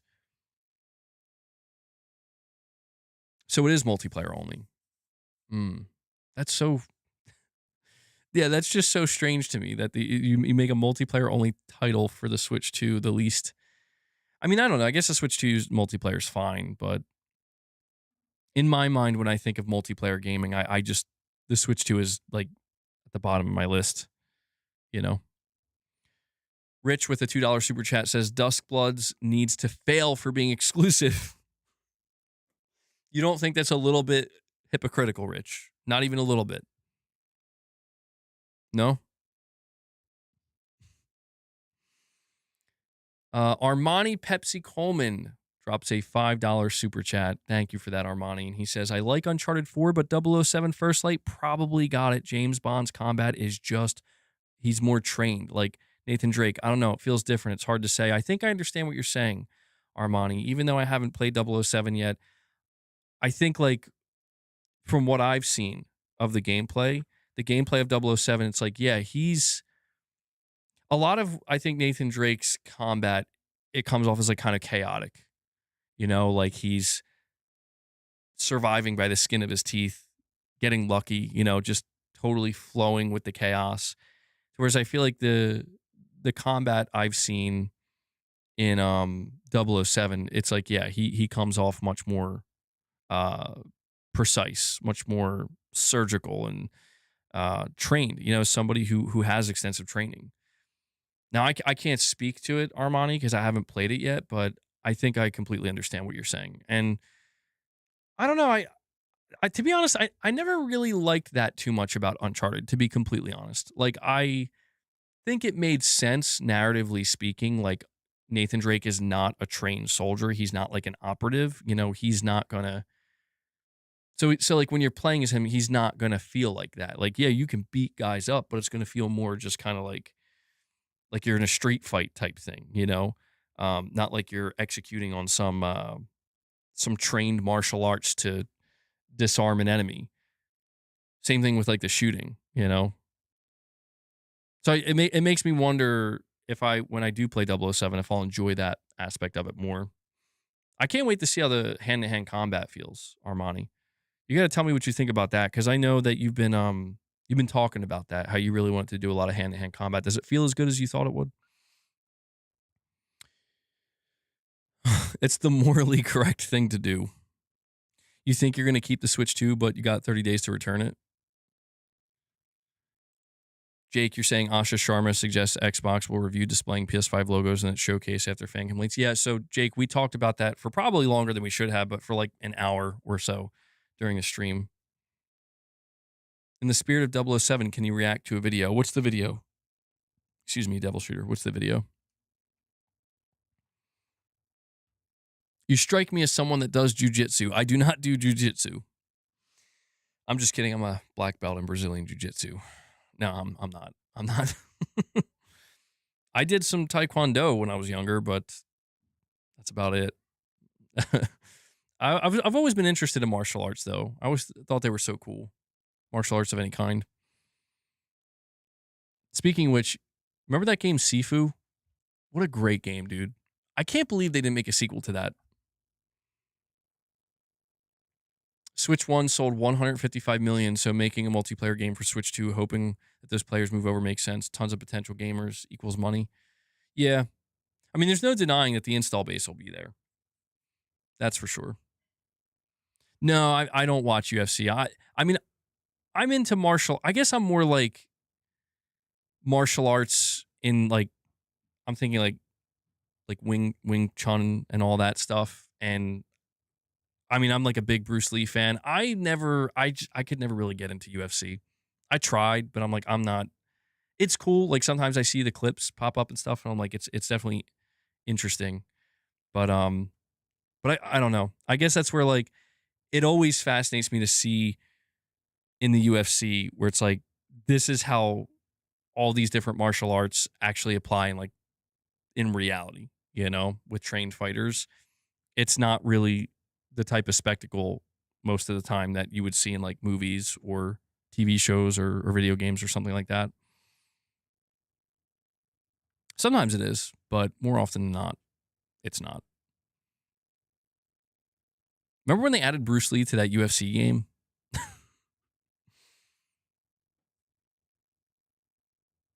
You can't get through Sifu on Switch. It's hard. It is a difficult game.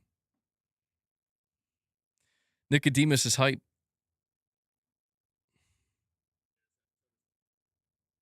James Bond versus John Wick death battle.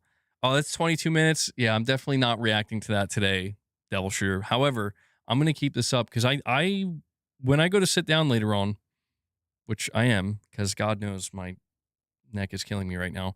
I'm going to watch this. I remember watching a death battle with, what was it? It was Solid Snake and Sam Fisher, and that was really good.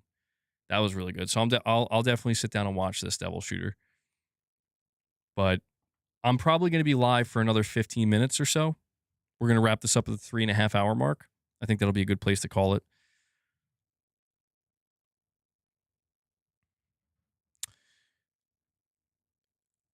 All right. Yeah, like when I would play Tekken, I'd always play as martial law because I'm like, and same thing with like Mortal Kombat playing as Kung Lao. I always like the characters that were inspired by Bruce Lee. Come on, react to it. If not now, tomorrow. We'll see. We'll see. The problem with that Double Shooter is like it's so different from what we're talking about. That's going to make a lot of people kind of drop out. You know what I mean? Like I said, I'm trying real hard going forward to tighten up the streams a little bit. I'm gonna have my occasional rants or side paths that I go on, but that's like I don't know. I was just kind of looking things over, and I'm like, I think that's one of the things I absolutely need to do a better job with going forward. Saw Backrooms this weekend. How was it? No, not necessarily, Irfin. We'll see. I don't know. All right, well, let's go see if there's any last minute. Let me make sure I didn't forget. Oh, so um hold on. There was one other topic I wanted to talk about with you guys though before we wrap up. We talked about it a little bit earlier, but I want to uh get a little bit more into it. I want to talk about Call of Duty Modern Warfare 4 because there's a bunch of stuff coming out about this game. And I know that some of you guys here are Call of Duty fans. A lot of you guys also are just not interested in Modern Warfare 4, but this has been trending all over the place. There's a couple of things. First and foremost, it says Call of Duty promises no clowny skins for Modern Warfare launch. Responding to backlash, Call of Duty pledged no clowny skins for Modern Warfare 4's launch on October 23rd, 2026, and future seasons, staying true to the series' gritty realism. Infinity Ward and Activision have now made this their third public reassurance, explicitly ruling out Lady Gaga, Omni-Man, Teletubbies, and SpongeBob cosmetics after years of frustration with mismatched bundles like Nicki Minaj and Snoop Dogg. Community reactions mix hope with skepticism, and many saving screenshots as proof while suggesting grounded collaborations like John Wick. Oh boy. So, like, are they actually going to stay true to it this time? Because I feel like, man, I feel like, and tell me if I'm wrong about this, but I feel like they said this literally last year and then went back on it. And Armani Pepsi Coleman with another super chat says, yeah, there's a combat melee video. Watch that to see how the hand-to-hand combat is. Yeah, I might look deeper into it because I remember when we watched the State of Play for 007, that's the thing that really stood out to me is how they had like this interesting grappling combat system with the melee where I'm like, dude, that's sick. Well, it sounds like you're enjoying it, man. I'm glad. I know you've been waiting for this game for a long time. Cheese, I agree with you. You're saying no crazy skins until third season. You know what else is crazy to me, Cheese? And this is something that I've been thinking for the longest time with Call of Duty is like, I understand how important the skins are to the game, but like, you're not even in third person. It's a first person game. And I always felt like, dude, you're lacking all these third person modes that I feel like would make sense to just be there, all things considered. What do I think about Fable being delayed? I think it's the right move. I think it's a smart idea. Oh shit, lost that.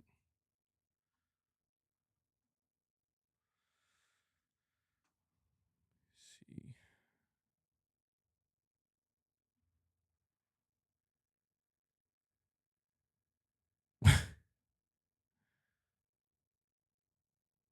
If Sony paid enough, Call of Duty would do PlayStation IP skins, but they put whoever pays them enough. And you know what I'm surprised about, to be honest? Like, I'm surprised that they haven't done more direct collaborations with Microsoft IP and Xbox IP, considering Microsoft now owns Call of Duty. That's surprising. Yeah, Ray, thank you for that, man. Go for it. I completely forgot about that.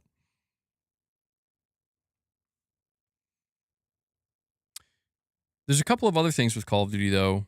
One of the things that I found a little bit surprising, and I'm a little bit disappointed with this. I'm not going to lie. Like, this is one of the things that kind of made me go, with Call of Duty Modern Warfare 4 is they say the third mode you're getting. So you're getting a campaign, which I think the campaign looks good. You're getting multiplayer. With multiplayer, they're saying on day one, multiplayer features 12 core 6v6 maps set in visually distinct locations around the world alongside dedicated gunfight maps and multiple big war maps built for large scale vehicle and infantry combat. Also launching day one, Kill Block is a brand new multiplayer experience set inside a live fire training facility where the battlefield reconfigures between rounds, creating new routes, sightlines, and tactical decisions as the fight unfolds.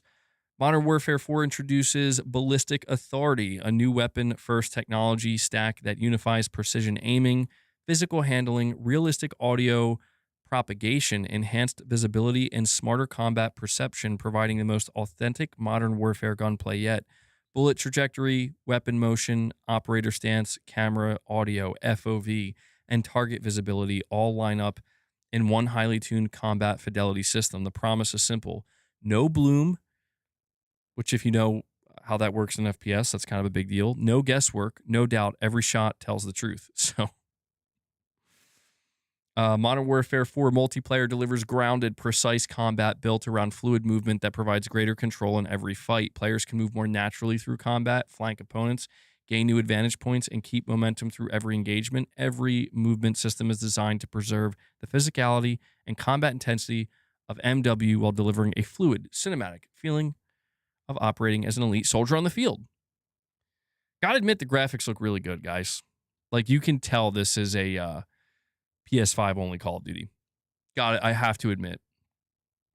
And Armani Pepsi Coleman with another super chat says, "You're a good friend, WG. It's always nice to watch you. I remember our talk last year was always, I hope Captain America has superhuman speed or strength." Yes. And we're still waiting for that, Armani. I hope you get your wish too. And I appreciate that, bro. Thank you.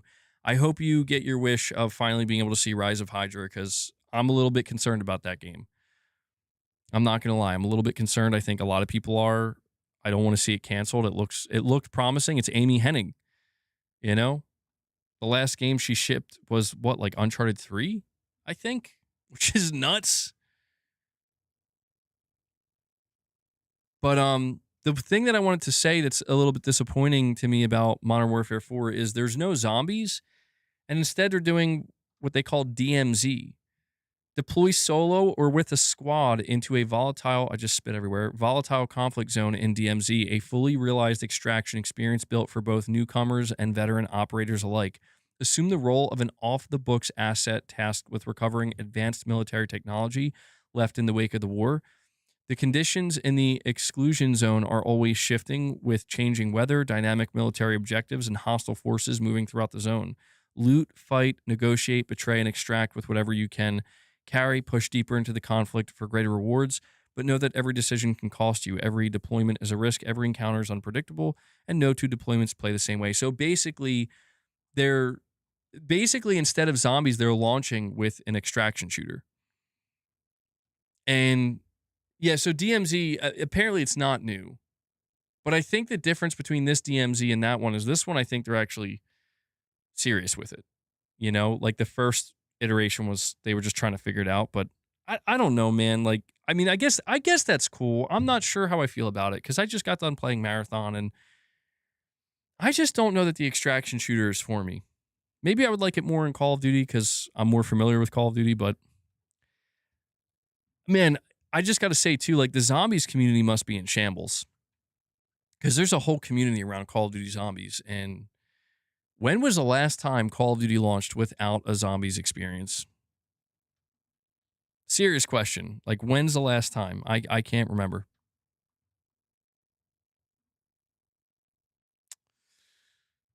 Weird. But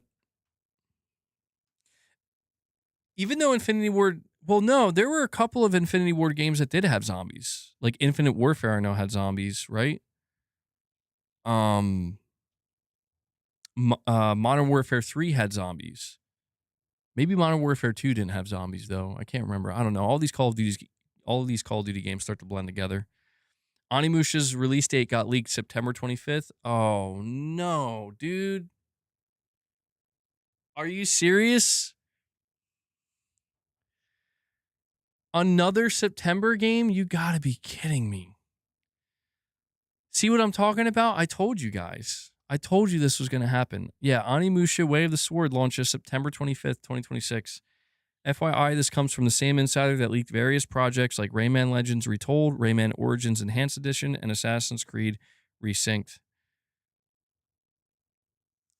Oh, dude, we're so cooked in September. It's over. Like, some of these September games, like Onimusha, that's probably a January game for me. A December or January game. Capcom, though, man. Capcom has been absolutely killing it. And it seems like they're not stopping.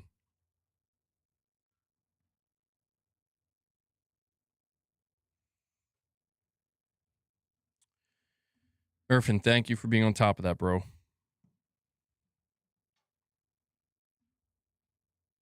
Nobody wants to be near GTA. That's absolutely true. But it's to a point where it's like, I don't know, man. Overcrowding is becoming a thing. Why September? We have August and October. I know, dude. Why not July? You'll be too busy playing Wolverine. Me too. Me too. Like, I think they should move it. They have time.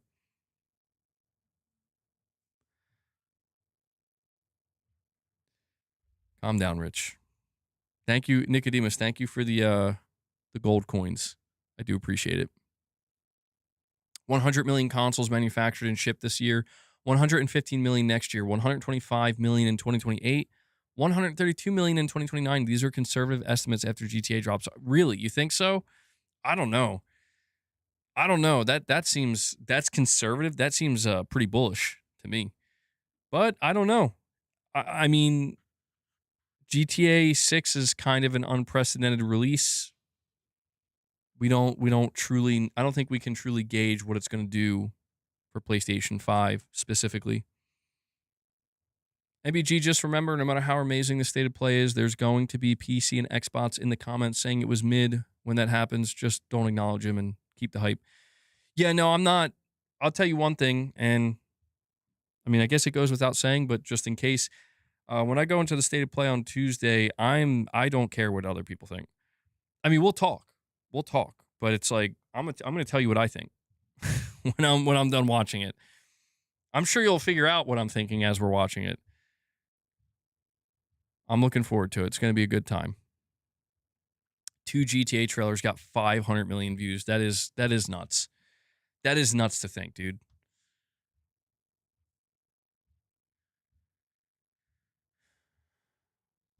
It's a lot of Call of Duty, perfect image. All right, guys. In 2 minutes, we're going to wrap the stream up, or about a minute and a half. So, last call. If you plan to drop anything, now is the time to do it because I'm going to be wrapping it up in just a minute. And that'll conclude today's episode of Press X Podcast. We have Armani Pepsi Coleman with another $5 chat. He says, I can't see why people like super soldiers a lot. Captain America is stronger. He has a lot of feats. Seems like enhanced speed, strength, durability. Oh, you're saying you can see why people like super soldiers a lot. Yeah, I mean, that's the whole thing. When we talk about like different heroes or whatever, right? Different superheroes. I think the idea of just being superhuman, and like it's kind of, I don't know, that's what makes it doesn't make Captain America more interesting, but it's kind of the simplicity of it that I think people are attracted to, where he's just super strong, super fast. He's just way better than even the best human beings. Superhuman. I'm curious, man. I'm curious to see what we talk about Rise of Hydra. I mean, dude, the graphics in that game look nuts. Could it be at the state of play? That would be an interesting one. I'm going to say probably not. I don't think they're going to have two Marvel games. I don't think you're going to see a Wolverine and then also a Marvel 1943. I think Marvel 1943 has the highest chance of being at Summer Game Fest, but I really want to see how that game plays because it looks good. It looks good, but I want to see the gameplay. Am I delusional for hoping Madang comes back? At this point, I'm going to say yeah. Which is crazy, bro. That game looks so promising. That looked so promising, man. And then it just, poof, it's gone. That'll probably show up. MBG, like I said before, GTA sold 27 million on PS2 with San Andreas. The most it's ever sold on one platform. I expect it to break all records, but I still think people overestimate. I mean, yeah, I think sometimes we get ahead of ourselves too, but I don't know, man. Like I feel like what's difficult is you can't really compare. We have nothing to compare GTA 6 to. Like we could try to compare it to San Andreas, we can try to compare it to GTA 5, but we're just it's Grand Theft Auto is just in a different hemisphere now than it was.